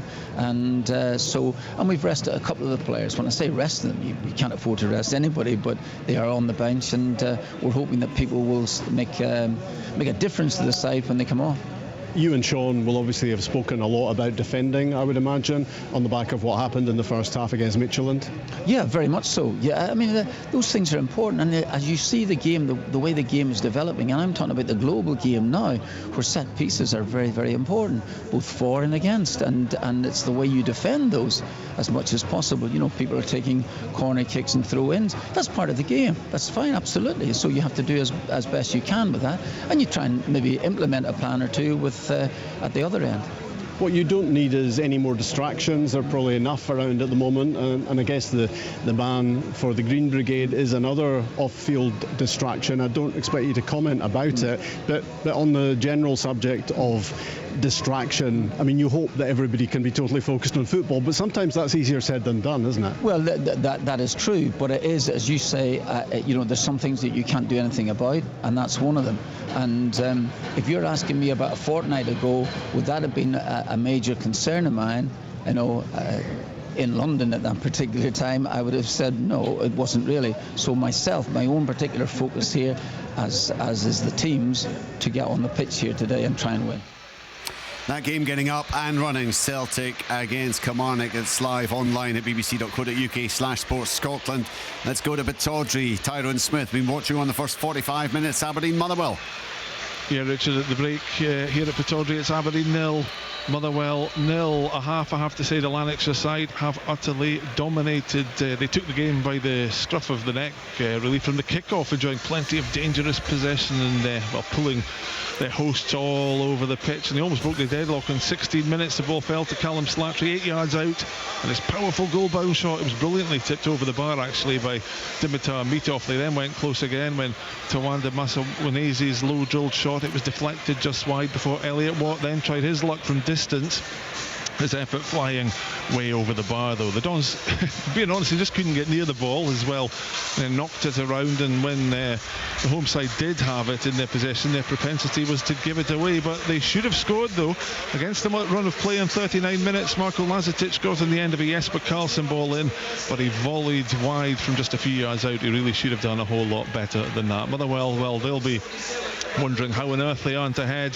The hosts, well, they'll just be delighted that the half-time score at Pittodrie is Aberdeen 0, Motherwell 0. Yeah, and Motherwell, as they have done in many games this season, utterly dominating all the statistics. Let's go quickly to Cerdine at Tynecastle. Hearts 1, Dundee United 1. It's been terrific at Tynecastle once again. Goals, excitement, good football. We've had the lot, including a disallowed goal for Dundee United, which nearly set the cat amongst the pigeons early on. Zach Sapsford's lovely dinked effort ruled out for offside, though, rightly. Hearts settled, pressed the visitors back, and went ahead when Alexandros Kiziridis spent a lovely shot beyond goalkeeper Yevgeny Kusherenko. It came off the right-hand post, hit the goalie's back, and trickered over the line. That's why it looks like he's been given as an own goal to Kusherenko rather than a sixth of the season for the impressive Kiziridis. Dundee United, though, they settled. Amar Fata nearly equalised straight away, drawing a really good save from the Hearts keeper Alexander Shvolov, and then it was Fata's driven corner just before half-time that was beautifully headed into the bottom right-hand corner by arguably the best player on the park, Lucas Stevenson. United will feel they were deserving of that equaliser. Hearts' good play might make them feel that they were a wee bit unlucky. It's all to play for in the second half. It's game on, because at half-time it's Hearts 1, Dundee United 1. Sounds like Dundee United more than putting up a fight against the league leaders. Let's just get Liam to round up events in the first 45 here at Dens Park. It's not a happy place this right now, Richard. Dens Park. The Dundee fans are absolutely furious with what they are watching. They're 2-0 down at the interval. Nicholas Raskan opening the scoring. That after Jack Butlin had kept out an Ethan Hamilton free kick, but Raskan scored on 9 minutes. Just awful defending. Free header from the corner from Tavernier as he knocked it into the left corner of the net, and then 5 minutes later Mikey Moore's first for the club on loan from Spurs made it 2 as he finished from the edge of the box. But Ryan Astley, well, he could have made the challenge. It was a 50-50, but he kind of pulled out of it. Moore took full advantage to double the Rangers lead. Moore had the ball in the net as we got towards half-time, but it was ruled out after a VAR check for an offside. He wasn't the man offside. It was one of his teammates who was interfering with play. So at least from a Dundee point of view, they didn't go 3 behind, but they just don't look capable right now. They look like a bunch of players who've been put together and are unable to put any kind of performance together and give these Dundee supporters any kind of hope that they can get themselves back into this game truly in a miserable position, with the exception of that outlying result against Celtic a few weeks ago. They are very much on the back foot, and they are well down in this game at the break, where it is Dundee 0, Rangers 2. It was Gassama who was deemed to be interfering, as that third goal was, well, it looked like it was scored. McCracken, the great save from Danilo, and then Mikey Moore putting it in, but the goal ruled out for interference. SWPL Cup quarter-finals this afternoon. Earlier, as we told you, a 9-1 win for Celtic against Queen's Park. Glasgow City beat Aberdeen 2-0. Nicole Kozlova and Katie Lockwood with the goals there. Hearts did go in front against Hibernian and Georgia Timms, but Kathleen McGovern and Tegan Bowie have scored since at half-time. It's Hearts 1, Hibernian 2, and they've just kicked off. Rangers against Partick Thistle goalless in the very early stages of that one. Sports Scene tonight is at 7:15 on the BBC Scotland channel. You'll get all the action, extended highlights from today's 4 games, and of course the best of the action too from those matches yesterday. Falkirk 1, Livingston 1, and St Mirren 0, Hibernian 3. As things stand then, Aberdeen 0, Motherwell 0. That's getting up and running in the second half, and they'll be getting ready at Tynecastle as well, where Yevgeny Kusherenko's own goal gave Hearts the advantage in the 25th minute. Lucas Stevenson tying it up with his third of the campaign. Early goals from Nicholas Raskan, Mikey Moore. Rangers absolutely dominant against Dundee, and we should say, for those of you listening into the commentary there, apologies for, I think there's one Dundee fan in particular who is using highly colourful language this Sunday afternoon. If you're in any way offended, apologies. We're trying to ensure that he doesn't invade the airwaves too much, but sadly he's quite voluble and has managed to be heard comfortably above Liam McLeod and Stephen Craigan. So hopefully not too many interruptions from him in the second half. In the English Premier League this afternoon, a whole host of matches. Aston Villa beat Bournemouth by 4-0 earlier. Buendia, Onana, Barclay and Malen were the goals in that one. Brentford came from behind to beat Newcastle United 3-1. Harvey Barnes put Newcastle in front. Shada with the equaliser. Dan Burn sent off.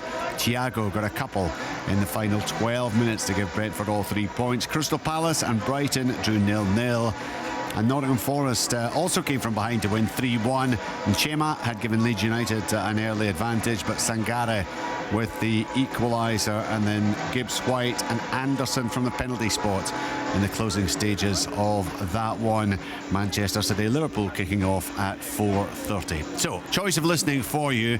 As I mentioned earlier, the first half of Celtic against Kilmarnock is live online at bbc.co.uk/Sports Scotland. There you'll also find the other 2 commentary options. Hearts and Dundee United on digital, 810 medium wave on the radio, BBC Radio Scotland Extra on sounds and online, also online and on sounds and on the radio on 92 to 95 FM. Full live commentary in the second half. Dundee against Rangers with Stephen Craigan and Liam McLeod.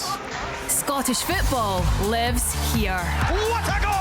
This is Sports Sound from BBC Radio Scotland. Hello to listeners on BBC Radio Scotland FM and on sounds. It is the second half of Dundee against Rangers. The visitors enjoying a 2-0 lead at the interval, and it looks like they're going to make a change. Sharmiti is ready to come on, and it might well be, is it 3 changes for Rangers? Sharmiti, Asgard and Barron are all going to come on. And normally, if you're 2-0 down at half-time, it's unsurprising these days to see 3 alterations being made for the start of the second half, but Rangers are going to do that despite being 2-0 up. Looks like Diamonde has stayed in. Miovski will be the other, and Danilo hasn't come back out either. So that's the 3 Rangers changes. It doesn't look like Stephen Presley's going to make any for the start of the second half, so that perhaps is a lot more surprising than the fact Rangers are making 3. And there you go. Miovski, he's kind of struggled a little bit. He's managed a couple of goals. It was interesting, Ian McCall said on this programme a few weeks ago, during the match against Dundee United. He felt Miovski was a strange signing for Rangers, given the way they play, given most games, domestically certainly, they have most of the ball. Coming towards the transfer window when it was closing, Liam, there was a little bit of panic around, and I think it was one of those signings he was brought in just for the sake of bringing it in. Clearly he's got a good goal scoring record at Aberdeen. You know, you only have to look at the rest of the recruitment to think you can see why there's been so many strange signings. He possibly was one, but you're right, I don't think he's hit the ground running. His link-up play in the first half wasn't very good. For Rangers' dominance, he didn't have much of the ball either. Dundee get the second half underway, shooting from left to right towards the Bobby Cox stand in the dark blue with white flashes. Rangers in there all orange. There's that long ball up towards Shermiti, who was offside. He actually, Yusuf Shermiti, in the build-up to the match, he posted something on social media, one of the social media sites, thinking he was playing Dundee United today. Big tangerine post he put up there in the Orange Rangers third kit. He's not the first to get that wrong. I just think there's sometimes when you're a player and he's a young man and things aren't going his way and he's getting this £9 million transfer fee thrown at him and labelled at him, maybe just keep your head down, get on with your work, and allow your talking on the pitch to take over, Liam. So yeah, maybe that's something he'll learn from, or certainly someone has to tap on the shoulder. Johnny Kenny's put Celtic ahead inside the opening 10 minutes against Kilmarnock. Celtic 1, Killie 0. As Mikey Moore goes down, that's going to be a free kick to Rangers beyond the midway point of the Dundee half. It is right of centre, but it's a chance early in the second half here for Rangers to try and find that third goal. But despite being comfortable in the match, Danny Rule making those 3 alterations, what does that say? Does that say that he's got higher standards than what was being produced since that second goal went in? I think, yeah, you're right. We had mentioned it briefly, hadn't we, that they dropped the standards, they were coming a little bit sloppy. So as a manager, sometimes when you're in a position of strength, which he is, because they're winning by 2-0, you go in and flip the changes, you show who's boss and what you're going to do if you're not playing well enough. There may be a knock in there somewhere along the line, but Danilo was back out with a strip on, so clearly they haven't lived up to the expectation. Tavernier over this free kick for Rangers. The third goal will put the game to bed. Dundee have brought everyone back to try and defend it. Right-footed, clipped into the box by Tavernier, and it comes all the way through, misses everyone, and goes behind for the goal kick. The kind of concern for Dundee, for their point of view, is that as that came into their box, none of their players won it, and it wasn't the best ball in the world. Well, that's something that's continued from the first half. There was a lack of ownership, a lack of leadership in that 18-yard box to say, I'm the one that's going to go and make contact. But when you're a player and you're going through a tough time, or players are going through tough times, it's easy to step back and hope someone else is going to go and pull you out of a hole. You have to go and grab it and take the initiative yourself, and not enough Dundee players are doing that. Rangers free kick, foul on Raskan, midway inside his own half, and he's going to take the free kick himself here, is he? No, he's going to leave it for Derek Cornelius. Canada international with the left foot pings it over to the right hand side looking for Moore.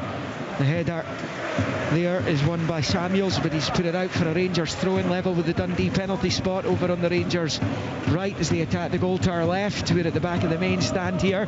It's to the left of the halfway line.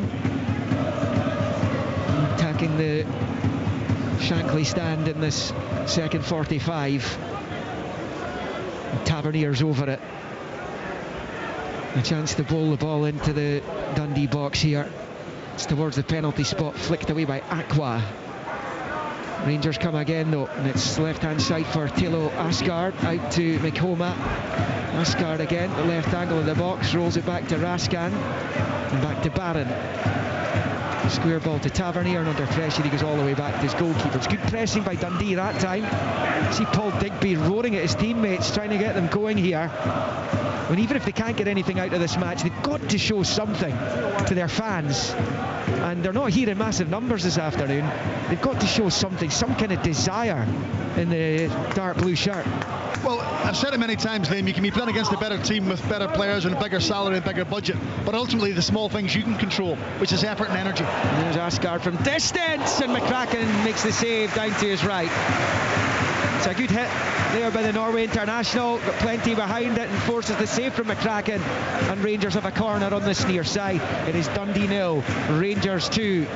Yeah, and he's another one that has to show an awful lot more than what he's given so far. Dalo Asgard, some Rangers fans won't forgive him after getting sent off last weekend. They were disappointed in that, but he has to grab his opportunities. Came on at half-time. I think he's looked lively. He's had a couple of nice touches. He's a big boy. He's powerful.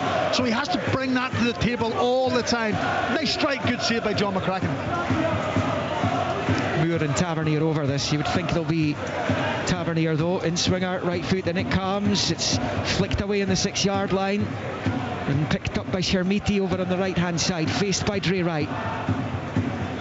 Turns it back the way to Mikhoma, just outside the centre circle. Square ball for Tavernier. Right foot hooks it towards the right side of the box, and Shermiti's touch takes it behind for the goal kick. And I know he's got off the mark for Rangers, Shermiti, but you want to start scoring multiple goals. I mentioned this on Thursday night. When you consider Cyril Dessers, who scored 29 last season, he was in the 20s the season before, they didn't ever really take to him despite that. Do you know what I have to say? I feel sorry for him at times, because he doesn't decide the transfer fee, he doesn't decide the wages, or he doesn't decide he's going to Rangers. Someone has to come and ask him. So I think the finger should be pointed somewhere else. He's a project, but you can't be a £9 million project when you're coming to Rangers. They're wanting the finished article, Liam, the complete player, and he's far from that, and unfortunately suffering that. That's always going to be around his neck.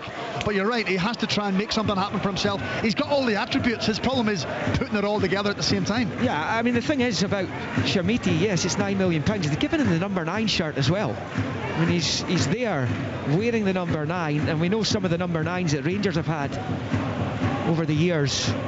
That was to be the statement signing, that with little to back it up, and that's how it's proved. He's a young man who's wanting to make his way in the game. People are wanting the complete number 9. You're talking about the guys like Ali McCoist, who've got loads and loads of goals. He's not going to be at that level, and I don't think he's going to be at that level ever. Dundee, 51.5 on the clock, are on the ball on the left-hand side, facing back towards the byline. And Samuels, he has to turn, clear it up the left-hand touchline, goes out off a Rangers player and out for a Dundee throw-in.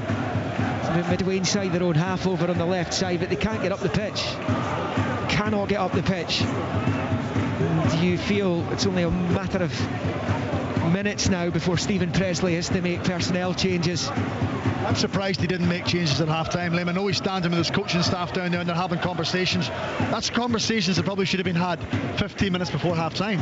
They think Wigan in at half-time, and do you know what? See, even if you don't really believe in it, you still have to do it just to pick the fans up, to show as if you are trying to do something. You're trying to initiate to get your team back into the game, because I think the 11 players in the first half shown they're not capable of doing that, and in the early stages of the second half that's been proved right.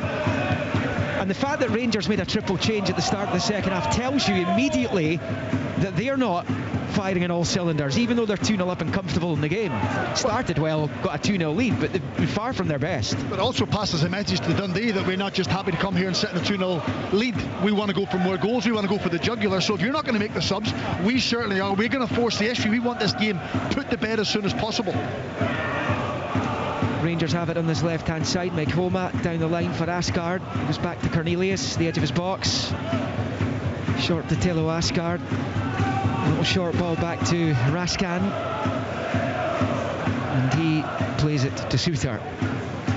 Souther striding forward out of defence on the far side. Rolls it to Tavernier. It's ball forward to Shermiti. He's offside. Free kick Dundee. There's nothing the big man can do right now, Shermiti. Let's go to Pittodrie. Tyrone Smith's watching Aberdeen Motherwell. There's been a goal. Yes, and you can probably tell by the cheers behind me that it's a goal for the hosts. It was Jesper Karlsson. He picked the ball up on the left-hand side. He still had lots of work to do. He twisted and turned his way to the edge of the box before unleashing an unstoppable shot into the back of the Motherwell goal. So it's Aberdeen 1, Motherwell 0. Well, by all accounts, Aberdeen were getting battered in that first half, so Amy Talleen made a couple of changes at the break and it's had the desired effect with the sounds of that. So Aberdeen 1, Motherwell 0. 2-0 it is to Rangers here at Dens. Still 1-1 at Tynecastle as Rangers come forward with Mikey Moore driving up to the edge of the box. His route forward is blocked by Samuels. And Dundee clear, and it's switched out to Congreve on this right-hand side. He's not really had any chance to run it, Mekhoma, this afternoon. The Rangers defender stands his ground well there. Man on loan from Brentford goes out for a Dundee throw-in, which Astley takes and bowls it back to Digby.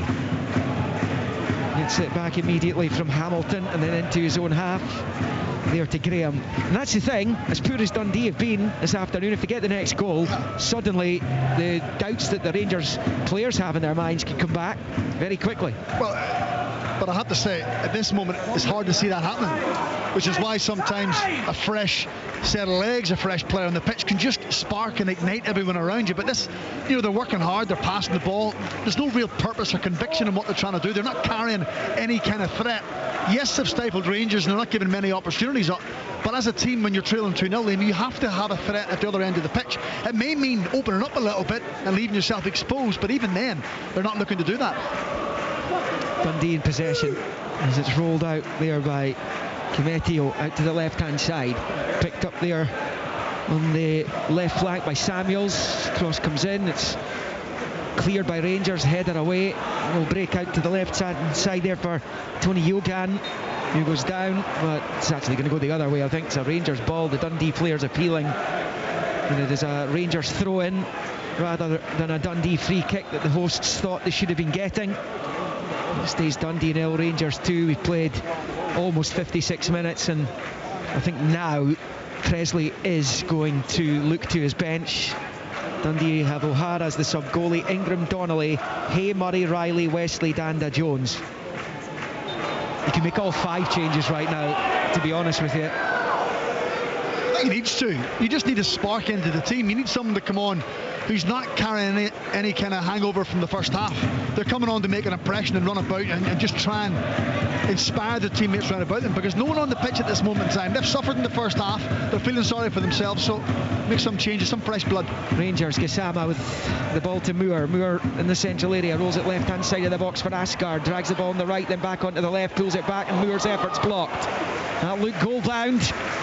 Mikey Moore, it's an important block, and Chermiti gives it away over on the far side, won back by Yogan, and eventually it's going to be a Dundee free kick over on the far side. Another goal at Pittodrie just after Aberdeen took the lead. Tyrone. Yes, it's Motherwell who have just equalised. It was a pretty innocuous looking goal from an Aberdeen point of view. It was a corner that was swung in from the left hand side. The ball just seemed to squirm its way through some of the Aberdeen defenders. It found its way to Elijah Just, and he just kind of toe poked it into the back of the net to make it Aberdeen 1, Motherwell 1. 1-1 then in Aberdeen. 2-0 here for Rangers. Still 1 apiece at Tynecastle as well between the league leaders Hearts and Dundee United. Celtic leading Kilmarnock by a goal to 0 through Johnny Kenny. Rangers coming forward, a lovely ball left hand side of the box for Gassama. Chops onto the right, shoots, saved by McCracken. The rebound bounces off Moore, and it goes back into McCracken's gloves. Dundee have to make the changes. They've got to make them. They are imminent now. We played 50, almost 58. Dundee 0, Rangers 2. And Simon Murray is going to be coming on. So too's Jan Danda, two former Ross County men. And the first to come off will be Dre Wright. And Danda, who's on loan from Hearts, will replace him. And Simon Murray comes on for Aqua, who's done absolutely nothing of note. In fact, I think the only thing Aqua's done this afternoon when he headed away a Rangers cross, I think that's the extent of what he's been able to do and get involved in. I mean, you can talk a lot about the service that he's given. However, sometimes as a centre forward, you've got to knock into people. You've got to try and get yourself into the game. You don't stand and watch the game. He hasn't laid a glove on John Sewer. He's not laid a glove on Cornelius. But you have to say, aren't the most aggressive centre halves. They don't mind spending time in the ball. They don't really like the physical contact. Well, Aqua this afternoon didn't show anything off that, so he must be disappointed with his part he's played in the game. Will those changes have any kind of effect on the Dundee performance at all? We shall see as Astley rolls it back to his goalkeeper. A minute away from the hour mark at Dens. It's turned out to Cometti on the left-hand side. His attempted ball up the line is cut out by Chermiti, who's out for a Dundee throw-in. And picked up in the Midfield there by Yogan, and then out to this near side for Astley, to Congreve, just inside his own half. He's under pressure from both McHoma and Gassama, who's out for a Dundee throw-in on the near side. I've got to say, when he gets the ball, someone in front has just shouted, help him. He gets the ball on the right-hand side. He comes in on his left foot, looking for a square ball into a midfield player or a centre forward. There's no one in dark blue showing for the ball. He ends up having to try and bounce it off someone for a throw-in. So that just shows you the lack of confidence, unfortunately, that's flowing through this Dundee team. You've got to take part in the game. You're not going to get back into the game by hope. You're going to get back into the game by effort and by desire and trying to force the issue yourself. Rangers have it on this near side. McHoma down the line for Gassama. One back well though by Digby for Dundee. Picked up here by Ethan Hamilton. Driving towards the Rangers box. On his left foot. Wants to roll it back to Digby. And it's a square ball to his left there for Samuels. Right to the left side. Yogan. He gets space to cross. Left-footed low ball in. Is easily away by Suter. On the 6-yard line with the right foot into the Dundee half, but it's turned back to his goalkeeper by Kimetio. See Danny Rule bouncing around down the technical area there. He's not content despite the 2-0 lead. Yes, team are in control of the game, but 2-0 is a fragile lead. I know clearly people say, well, it's not. Well, it is if Dundee get the next goal. It's clearly fragile, and Rangers are a team who haven't been full of confidence and haven't had great results all season, so things can turn very, very quickly, and that'll be a concern of the manager. Chance here for Dundee down the left. The cross ball comes in. It's cleared by Barron. And a better little spell in the last couple of minutes for Dundee. Seeing more of the balls. Digby rolls it back into his own half. It's with Astley. Rolls it out to Congreve on the near side. Down the line for Digby. Stranger things than have happened, and teams coming from 2-0 down in football matches. Murray wins the throw-in on the near side and takes it himself, bowling it back to Astley. And now it's with Hamilton. Short ball back to Digby. Squares it to Kimetio. Right to the left side. Danda takes over. Looking up at the Rangers box, decides to roll it back into the centre circle here for Luke Graham. Now this near side, Astley swivels and chips it down the right touchline. Congreve goes after it, he's not getting there. Cornelius does for Rangers and clears. Dundee 0, Rangers 2, 62 on the clock just about. I just think what Rangers lack, Liam, where they are at this moment in time, Raskan, Conor Barron, Asgard, none of those three players are going to give you ownership of the game. A kind of playmaker who can get on the ball, can switch the pass, always looking to take it. Raskan's a destroyer, Barron's a destroyer, Asgard, I'm not too sure what he is. So that midfield area where you want to dominate and own the game, Rangers don't have a player or players in there who can do that, which means they're keeping Dundee alive. Long ball, Congreve going after it. McHoma turns it out for a throw-in for Dundee. Midway inside Rangers territory on this near side, and Astley's over it. It kind of feels as if the tide's turned a little bit towards Dundee. Just thinking that. I mean, they haven't done anything, but it just feels, because Rangers are now sitting off. They look a little bit leggy. They're not getting up to the ball. They're not putting pressure on. This is their third game in 7 days, so Dundee should be a bit fresher. A chance for Danda down the left-hand side of the Rangers box, level with the penalty spot. Rolls it back though, in comes the cross. It's a poor ball in, really poor from Imari Samuels, and it's comfortable for Butland. They're going to get something back into this. It's going to have to be better quality in Dundee, because they're seeing a lot more of the ball right now. Here's Danda down the left-hand side, and out onto the touchline for Yogan. Twisting and turning and moving to the left-hand side of the box. He goes down and wins the free kick at the left angle of the area, and Nikola Raskan goes into the book. Dundee free kick, left angle of the Rangers box. They trail 2-0. Danny Rule looking to his bench again by the looks of things. Yeah, and that's just another little moment of the momentum just swinging that little bit more towards Dundee, where they win a free kick on the edge of the box. I think Tony Yagon at times has just skipped past James Tavernier. He's been difficult to play against at times. I think Tavernier's had a poor afternoon. I thought he was speaking to Djiga a few minutes ago, but he's not. He is going to make a change. But certainly, if Dundee can get a goal, we've said it all along, they get a goal, suddenly the negativity starts to flow into the Rangers players. 8,562 inside Dens Park this afternoon. Watching this. Dundee 0, Rangers 2, 64 on the clock. Ant-Man waits to come on for the visitors. Dundee Dundee free kick, attacking position. Danda's over it. Can he conjure up something here? Dundee desperately needs something to hold on to get back into it. Danda goes for goal. It's easy for Butland at his near post, and it stays 2-0 for the visitors. Yeah, I think that's selfish from Jan Danda. He's trying to have a shot at the near post. He's not giving his teammates any chance to run along the line of the ball or to get a nick. It's all about ego sometimes with football. Jack Butland's not going to be beat at his near post. He's better fizzing it towards the back post with a little bit of pace and hope that one of his teammates or even a Rangers player might deflect it into their own net. That was a poor execution from Jan Danda.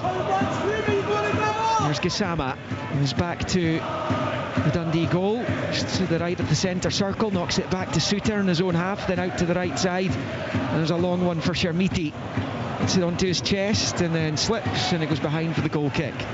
And now Oliver Antman will come on, and the Finn is going to replace Mikey Moore. We thought he scored 2 Rangers goals this afternoon, having got his first from a fine finish from the edge of the box. The other one was ruled out for an offside against Gassama in the build-up, but he's off the mark and he'll be delighted with that. He played well in the first half, and there were spells where he was hard to pin down. He was roaming about the pitch. He was elusive for Dundee, but I think the longer the game has went on, he's drifted out of it a little bit more. I know he's a young man still making his way, and he's played a lot of football in the last 3 or 4 weeks, probably more than what he thought he might when Russell Martin was there, because he wasn't really getting into the team. He wasn't having an impact. I think he fell out of the game a little bit, so that's a little bit of pace into the team, just to inject some energy to try and get Rangers up the pitch. Dundee are gambling a little bit more, so there's going to be opportunities in the counter-attack, and Oliver Antman will be hoping to capitalise. One ball from McCracken, helped on its way by Danda, picked up there by Yogan, turns it left hand side. Simon Murray's in the box, he shoots, and Butland holds on, didn't really catch it with enough power to get it past the Rangers goalkeeper, who holds on low, and on 66 it stays 2-0 to the visitors. Yeah, just another little bit of hope for Dundee. They can start to grow into the game a little bit more, start to trust and believe themselves that they actually can get through this Rangers back line and get something out of the game. It's Asgard on the near side. It's gone over the line though. Dundee throw in. The Rangers have been sleeping since half time, really, or perhaps they feel too comfortable in the match. See Stephen Presley, Barry Nicholson down there, former Rangers players. Of course, Stephen Presley began his senior career at Rangers. He won the Scottish Cup with them in 1993 as a late sub for Peter Houstra against Aberdeen. As Murray gets onto it and knocks it back into his own half at Astley, he goes back there to Graham. Short ball to Digby. Shifts it to the left side of the centre circle for Cometio. And he's going to get it back here, and I think he'll have to utilise his goalkeeper with Shermiti on the scene. He rolls it back to McCracken. We're into the final quarter of this one in the Premiership. Dundee 0, Rangers 2. Elsewhere it's Aberdeen 1, Motherwell 1 at Pittodrie. Up the road from here, and down the road from here, Hearts 1, Dundee United 1, Celtic 1, Kilmarnock 0. That was a 4 o'clock kick-off, the latter of those. Full second half commentary of that one to come here on Sportsound and BBC Radio Scotland once the 3 o'clock ones are done. Here's Danda for Dundee, across it comes, and Suter gets there at the near post to turn it behind for the corner. It's been a whole lot better for Dundee these last 10 minutes, and they've taken a quick short corner. Now it's with Danda, level with the 18-yard line, gets the cross in and put behind for the corner. And it's Raskan who does so, and Dundee have another opportunity to get this into the box. All the energy's coming from Dundee. All the momentum of the game is going for the Dark Blues, and it's a Dundee bench here now encouraging their players. Can they get the next goal though? In comes the corner. Comes off the head of Tavernier. Back out to the corner taker, Congreve. He's on it here, up against Gassama. Congreve rolls it back down the line for Danda. Shuffles onto his right side. Barron sticking with him. Gets it back down the line with the back heel to Congreve, who rolls it into a central position here for Samuels. To his left for Graham. Out onto the touchline on the far side for Yogan. Back into the centre circle. To the right of it for Danda. It's not a great ball, but despite the pressure, Dundee have retained possession, and it's Astley on this near side. Astley then out to Congreve on the right flank, up against Mekoma, shuffles onto his left and back onto his right. Excellent play. The cross comes in, it's poor, and it swings over. Butlin behind. It will go for a goal kick to Rangers, but the Dundee fans applauding the effort from their team here. 2-0 down they are, just over 20 minutes to play, but even just competing in the match, it gives the Dundee supporters a bit of hope, even if they lose this match, that there might be better results to come. Sometimes that's all supporters want. It's a bit of effort. I know that's the given, but I think in the first half Dundee weren't even doing that. They weren't engaging, they were just going through the motions, but they've grabbed the game a little bit in the second half. But see if we strip it back, Rangers have probably played well for 20 minutes. Just before the first goal and up until just after the second goal, they were the dominant team, but they fell asleep at the end of the first half. They were giving the ball away, they were a little bit sloppy, and they've stayed in that mode. They haven't managed to get back into top gear again, which has given Dundee encouragement. There's Congreve chasing and winning it on this right hand side, and you see more of him here. Gets his cross in, again it's overhit, and again it sails behind for a goal kick, but again the Dundee supporters applaud. It's really good play by Cam Congreve down this near side. But that probably sums up where Dundee are, that they're applauding somebody who's put 2 crosses out for goal kicks, because at least, you know, he's trying to make something happen. They know he's a young man, they know he's trying to make the game come alive for his team, but his distribution or his crossing ability has to be a little bit better, because the Rangers back line, they've said, they're not convincing at times. It's a long ball forward for Rangers. Shermiti chases, he's not going to get there though. He's out for a throw-in on this near side. I did ask Danny Rule before the match, Stephen, if what the ambitions were for the rest of the season for Rangers. Could they still battle for the title at this point, still relatively early in the campaign? As it stands right now, they would be on 18 points, Hearts on 30, 12 points there between those two, 5 between they and Celtic. Are they still in a fight for the title, Rangers? I think Rangers have a game in hand as well, do they? Well, they do, yeah, they do on Hearts. On Hearts, you're talking about, yeah. So, I mean, I think watching large parts of this game, I think it's very premature to say Rangers are potentially in a title race. I think if they're up against the better side this afternoon, they wouldn't be winning by 2-0. They haven't done enough. Yes, they've done enough to be in the lead, but against one of the top teams, not for me. Asgard finds Tavernier, now Raskan midway inside the Dundee half. It's Mekhoma down the left side for Gassama, level with the edge of the D of the Dundee box to the underlapping Mekhoma, looking to win at least a corner. He doesn't. He's behind for the goal kick. Off Mekhoma last, says Matty McDermott.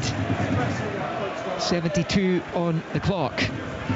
Remember, sports seem to come highlights tonight for Premiership matches, which currently stand at Dundee 0, Rangers 2 here at Dens, Aberdeen 1, Motherwell 1 at Pittodrie, Hearts 1, Dundee United 1 at Tynecastle, and Celtic leading Kilmarnock at home by 1-0, scored early by Johnny Kenny. Then to come next Saturday night, live across BBC Scotland, here on the radio, on the television, it is Greece against Scotland in World Cup qualifying Group C. 7:45 kick-off in Piraeus. Scotland need at least a draw in that one to ensure that the game against Denmark, which follows a week on Tuesday, is meaningful with regards to World Cup qualification. Anything less than a draw in Greece and they will have to settle for the playoffs. Stephen Craigan. Yeah, have you got fed up going to Greece yet? Because every time I seem to check international fixtures, Scotland have got some sort of game against Greece. Well, Rangers have been there twice recently as well. We've been out covering those games against Olympiakos and Panathinaikos. And Scotland were in Greece for the Nations League playoffs in March and go back there next week. So all that to look forward to. Or dread. Because it used to, I think for a number of years under Steve Thurgood, it was Israel he kept playing. It seems to be Greece at this stage, doesn't it? It's Greece right now. As long as you keep winning, you keep progressing, which is good. Scotland in a good place. Point would do. Yeah, of course it would. Cornelius for Rangers, long ball forward looking for Shermiti. Bounces back off Kimetio, and then the overhead clearance for Dundee is dropped kindly for them in the centre circle with Hamilton. Shifts it to his right for Danda, and then out to this near side for Congreve, midway inside Rangers territory. And then it's Danda threading it through, looking for Congreve. Rangers get it half away. There's a shot from distance, which Butlin holds on to from Ethan Hamilton. but you never know. You saw the Partick Thistle equaliser late on against Deirdre the other night. If you get a chance to shoot, sometimes it's well worth it. 2-0 though to Rangers, 16 minutes left. I just think for all their effort and for what they're putting into the game, Dundee, they're just lacking that little bit of quality at the top end of the pitch. They haven't anything really clear cut this afternoon where you think that should have been a goal. And this is Rangers labouring towards full time. They're not really impactful in the game anymore, and Dundee still haven't got enough within their locker. They still haven't got that special moment or that special player who can just create that little bit of magic. They're just huffing and puffing along and hoping that something falls their way. Rangers have it with Barron on the halfway line, forward to Asgard. They attack the goal to the left. Misunderstanding with McHoma though, and it was out for a throw-in to Dundee. Stephen Presley hoping his team can score and give them a chance going into the closing stages. They can salvage something from this. Clear by McCracken. Raskan has it. Murray all over him. Raskan manages to bundle it back to Cornelius. And then to Suter. And now Cornelius. And out to McHoma on this left-hand side. Down the line for Gassama, who's fouled by Astley. Dundee 0, Rangers 2, 75 on the clock. Yeah, Dundee won a grandstand finish. They want to get it back to 2-1, and then the home fans can get behind your team and then really test the resolve and the nerve of Rangers. Can they see the game out? But they just come up short for me.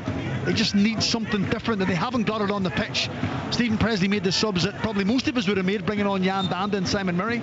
And as much as they've ran about and they've touches of the ball, they haven't really created anything amongst them that can put Rangers under the cosh.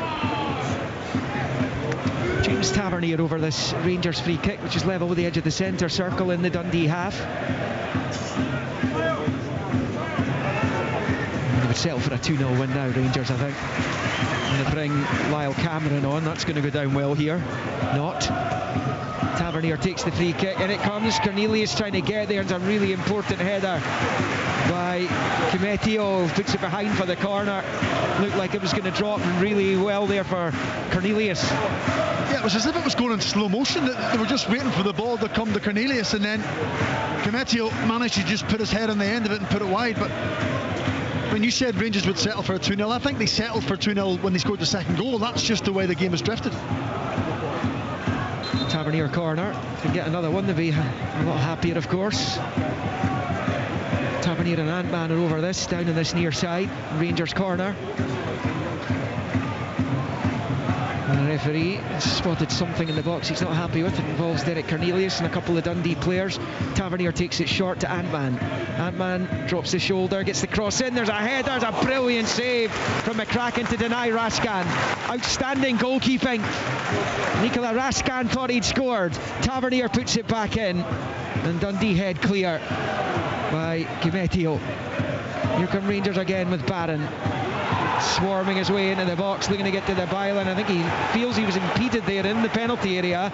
There's a look at the referee, the assistance of the Rangers supporters behind the goal. No question of a penalty as McCracken takes a quick goal kick and dinks it to the left side. What a fabulous save it was. Well, it's that big danger man, isn't it? 5'4" danger man, and Nicky Raskin. How many times are Dundee going to allow him to get on the edge of the end of the ball when crosses come into the box? But I have to say, yeah, phenomenal save by John McCracken. If Dundee are to get something, or potentially were to get something out of the game, that's obviously a telling moment. Rangers have it with Taylor Asgard spinning away from his man in the midfield and driving down the left-hand side for Rangers. Cuts back, checks his run, shifts it to Gassama.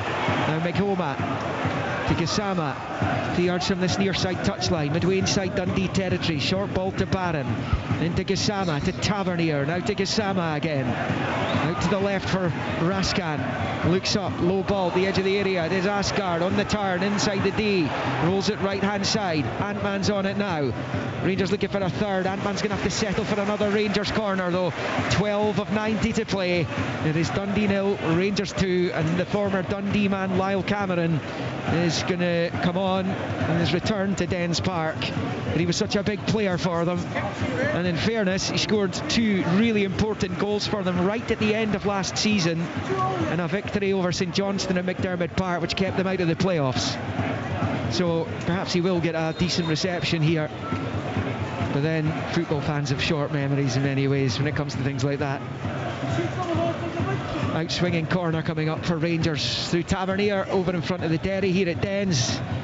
right-footed, bends it in towards the 6-yard line. Sharmiti can't get there. Dundee head clear, and Danda gets it out to the near side. He's taken a sore one, but Dundee are going to hit in the counter here. Chance for Congreve through to Simon Murray, right-hand side. Support from Digby to his right. Murray gets caught in a fankle at the edge of the box, and Rangers are able to clear. Homa put enough pressure on him, and now Rangers are going to get a free kick inside their own half, and they will bring Lyle Cameron on. So let's hear what kind of reception he gets as he comes on to make his return to Dens, and he will replace Gassama. I think I heard a few boos there, so time here long forgotten, having made his move to Ibrox in the summer. You would have expected nothing less, Stephen Craigan. Yeah, people are always disappointed when a young player leaves their club, and I think what the even bigger disappointment is, they didn't really get an awful lot of money for him, probably didn't get his true market value, but ultimately the club couldn't get him on a contract. He served the club well, he was a smashing player for them, he's got a huge future ahead of him. Whether that'll be at Rangers or somewhere else, I don't know. So you're always going to get a few supporters who are a little bit disgruntled, plus their team aren't playing very well either. I think that probably adds into it as well, but a lot of Dundee fans will remember Lyle Cameron for the good moments, the big moments. Yogan comes off for Dundee. You see here in the background, Charlie Riley comes on. Cameron still waiting to come onto the pitch. For whatever reason, there's a delay to the Rangers substitute. In fact, because they got a man down. Derek Cornelius, perhaps checking to make sure that it was Gassama who's going to come off, but maybe they have to double check on Cornelius before they commit to that, Stephen. Yeah, it's hugely disappointing for Lyle Cameron, because clearly he can't go on and play centre half, so they're going to have to maybe bring on the likes of Djiga to come on and take the place of Cornelius. Lyle Cameron standing, hands on hips, thinking, come on, get up big man, I want to come on and play at the ground where I started my football career, and I want to play in front of the Dundee fans again and try and win the game for Rangers. Derek Cornelius was named in the Canada squad for their matches this month, just friendlies against Ecuador and Venezuela, but it looks as though the change is having to be changed. The Dundee supporters are mocking Lyle Cameron as he takes his seat on the bench again, and it will be Djiga for Cornelius rather than Cameron for Gassama. So Lyle Cameron, that's well, it's not the way he had his return to Dundee thought out in his mind, or how he thought it would play out. Getting to the touchline, getting booed, and then not getting on the pitch and getting cheered back into his own dugout again. Funny things happen in football then. Tad embarrassing for him as he sits slumped at the back of the dugout down below us. So almost on 82 minutes, Rangers continuing to lead 2-0 as they have since the 14th minute. Another chance for the Dundee fans to enjoy this, given Cameron isn't coming on, as Tavernier collects on the far side, and in fact he's just going to let it trundle over the line for a throw-in midway inside the Dundee half. I think if I was Lyle Cameron and Derek Cornelius sat beside me, I'd be saying, what's wrong with you? Because you're not just played on. There's only 9 minutes to go. They're not going to carry a threat. He's got a strap in though, doesn't he? He missed the Roma game the other night. Well, at least he was on the bench, but I don't think there was any question he was coming on, but or at least starting the match. Cornelius, as Sharmiti takes it down on the chest, right hand side of the box, and has a go at goal, but it's fairly tame, and it's a comfortable take for McCracken. So there was obviously an issue with Cornelius, and perhaps he's exacerbated it out on the pitch this afternoon. We're getting towards full times in the 3 o'clock kickoffs. 2-0 Rangers here against Dundee. It remains Aberdeen 1, Motherwell 1, and Hearts 1, Dundee United 1. Dundee United will be very aware of the fact that Hearts beat them with a very late goal across the road from here at Tannadice earlier this season. Is history going to repeat itself?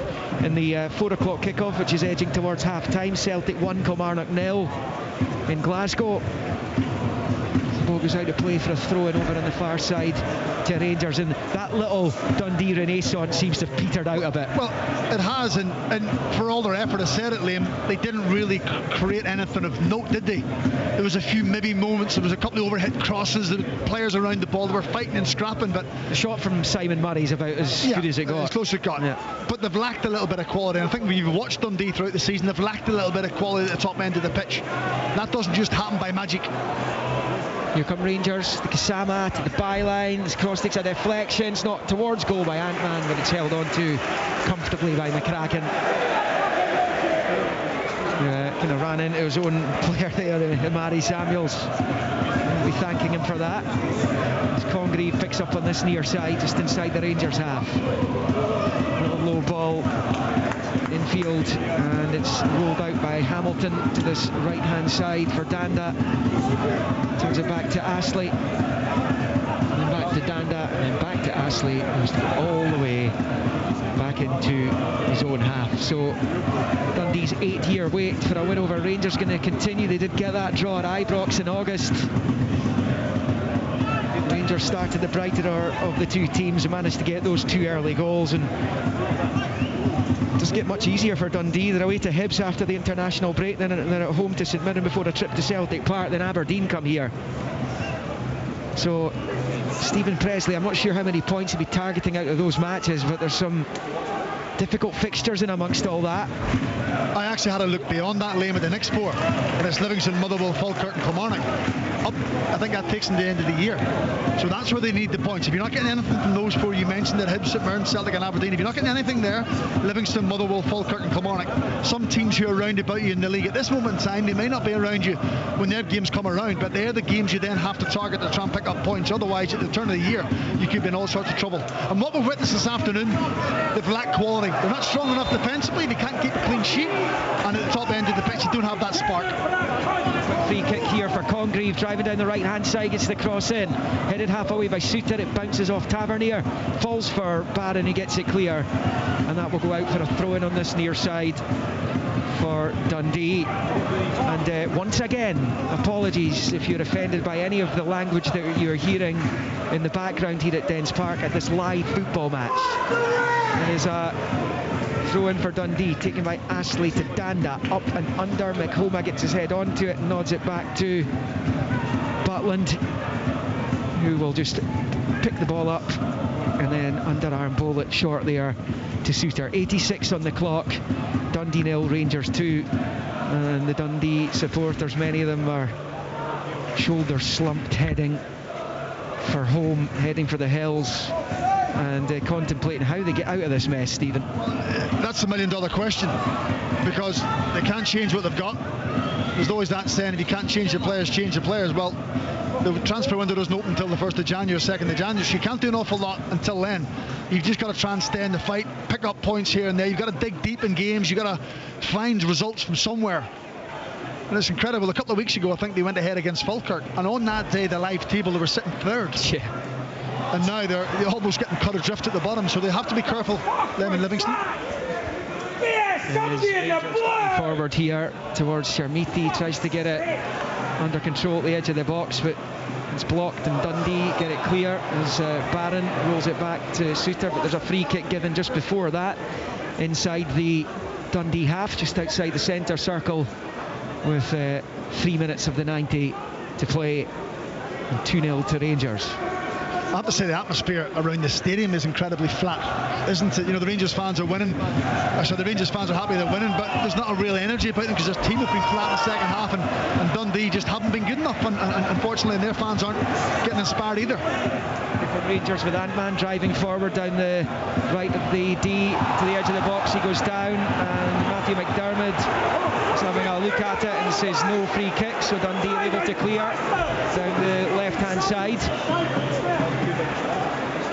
And then the big switch out to Congreve on this near side as he tries to take on McHoma. Congreve still driving. McHoma's pacey though. It's back between the man and the ball. Gets it back to Butland. It's not a great clearance out. Drops to Hamilton. Decides to shoot from distance, and it's a comfortable take for Jack Butland, and it stays Dundee 0, Rangers 2 with 2 minutes to play. Yeah, I think a lot of us at the start of the season had Dundee down as one of the teams who would be struggling to stay in the league, will be fighting for their lives, Liam, and they haven't disappointed us, have they? There's been a couple of revivals. Late goal here against Livingston to win the game, beating Celtic 2-0. You thought, is that the little boost they needed to try and carry the form forward? But they haven't managed to back it up, and they haven't managed today to carry any real threat, and they haven't really shown at any stage they're going to get back into this game after going 2-0 down. The long ball for Rangers comes all the way through to McCracken. He'll punch onto it as it's played short by McCracken to Canetio. And now it is Dundee picking up and driving forward through Luke Graham, who has to go back to Hamilton's all over at Pittodrie. It's finished one apiece. Aberdeen led through Carlson for about 2 minutes, and then Elijah just equalised to 1-1. It finishes there. Here come Dundee. It's given away straight to Asgard. He picks up right of the centre circle, but in the 90th minute there's going to be 3 added on top of it. I just look at someone like Taylor Asgard, his presence, his stature. I walked past him at Hampden last week, a powerful looking player, but he doesn't take any risks. He just continually chops about the ball, lays it all 5 yards, doesn't impact the game at all, really. He's drifting about the pitch looking for a touch of the ball, but not doing anything that's going to hurt the opposition. If you want to be a Rangers player, an attacking Rangers player, you have to show an awful lot more or be better than what you've shown so far. Asgard in the centre circle, fires it out to Gassama on the left. Rangers looking to finish with a flourish here. Gassama's at the edge of the box, onto his right side, shoots, bends it towards the far corner and scores a fabulous goal. They've had to wait a while for the third to arrive, but when it does, it's a touch of class from JD Gassama. He jinked onto his right side, dropped the shoulder, rifles home from the edge of the box, and it is Dundee 0, Rangers 3, and it is well and truly game over. And it's the icing on the cake. Gassama at times this afternoon has been quiet. He hasn't been involved in the game, but you always know if you give him the ball in a 1v1 situation close to the opposition box, he comes alive. His ears perk up, he can make something happen. However, Astley cannot allow him back at his right foot. That's a strong side. He wants to open the goal up for himself, and at ease he just skips inside. It's a lovely finish, good piece of individual brilliance. However, defensively, get him down the line, get him down the outside where he's on his left foot, his weaker foot, and his chance of having a shot narrows the angle, but he doesn't. He allows him onto his right foot, and he just nonchalantly just puts it into the far corner, and the Rangers fans will certainly enjoy their trip back down the road. 6th Rangers goal for JD Gassama. You know exactly what he's going to do, Stephen, don't you? When he gets in that position, he's always chopping in field, he's always looking for that shot and goal. The thing is that we know that sitting here. Surely Astley on the pitch has to know that's what's going to happen, because Stephen Presley will have done their analysis, they'll have spoke about it, they'll look at individual players. The message will have been, don't allow Gassama on his right foot, because he opens the goal up, he's got a lovely strike and he can finish. So what do you do in the Dan Embers of the game? You allow him to do that. Concentration levels and retaining information that your manager gives you is a vital part of football. Massively worrying for Dundee. This is going to be 5 defeats in 6 for Rangers. 3 wins out of 3 for Danny Rule in the Premiership, and they're looking at putting together back-to-back clean sheets away from home as well. I mean, not had any since last December, before they went Easter Road a week and a half ago. It's Tavernier for Rangers up the pitch. Now Asgard at the edge of the box. They give her space to shoot. He does, but it's a comfortable take for McCracken as we go into the third of the 3 minutes that were added on at the end of this one. Now, as much as we can talk about Rangers' performance hasn't been, exciting, it hasn't lit the place up. Of course it hasn't, but from where they were a few weeks ago, if you'd have said you'll win 3 league games in a row, the manager would have bit your hand off for that, because that means then he's making progress, and you make progress, you convince people along the way, Liam, by winning games that what the message you're giving to them is the correct one. International break, freshen up a few players. I think they've looked a little bit leggy, particularly in the second half. They haven't had that same energy and zip that they had for Thursday night maybe comes into half. it, does it? Yeah. There's a Dundee Rangers free kick, deep inside their own half in the final few seconds of the match, and it will be 3 points for Rangers as the Premiership begins to take a little bit of shape. There's a pretty tight table across the board. It's finished 1-1 at Tynecastle, and it's finished 3-0 Rangers here at Dens Park as Rangers move on to level points with Hibs, who are third on goal difference at the moment, but it's a result which Danny Rule would have absolutely signed up for before a ball was kicked. The Rangers supporters as well. 3-0 away from home in the Premiership is not to be sniffed at. Nico Raskan opening the scoring with a header. Stephen Presley will be furious with the defending. It came from the corner from Tavernier as he nodded into the left side of the goal to give Rangers the lead, a lead that they would double. Just minutes later through Mikey Moore, who rifled home from the edge of the box. JD Gassama scored their third in second half stoppage time to ensure that Rangers make it 3 wins out of 3 in the Premiership under Danny Rule. And it's now 5 defeats out of 6 for Dundee, who remain 11th. Finished here under the lights at Dens. Dundee 0, Rangers 3. Football.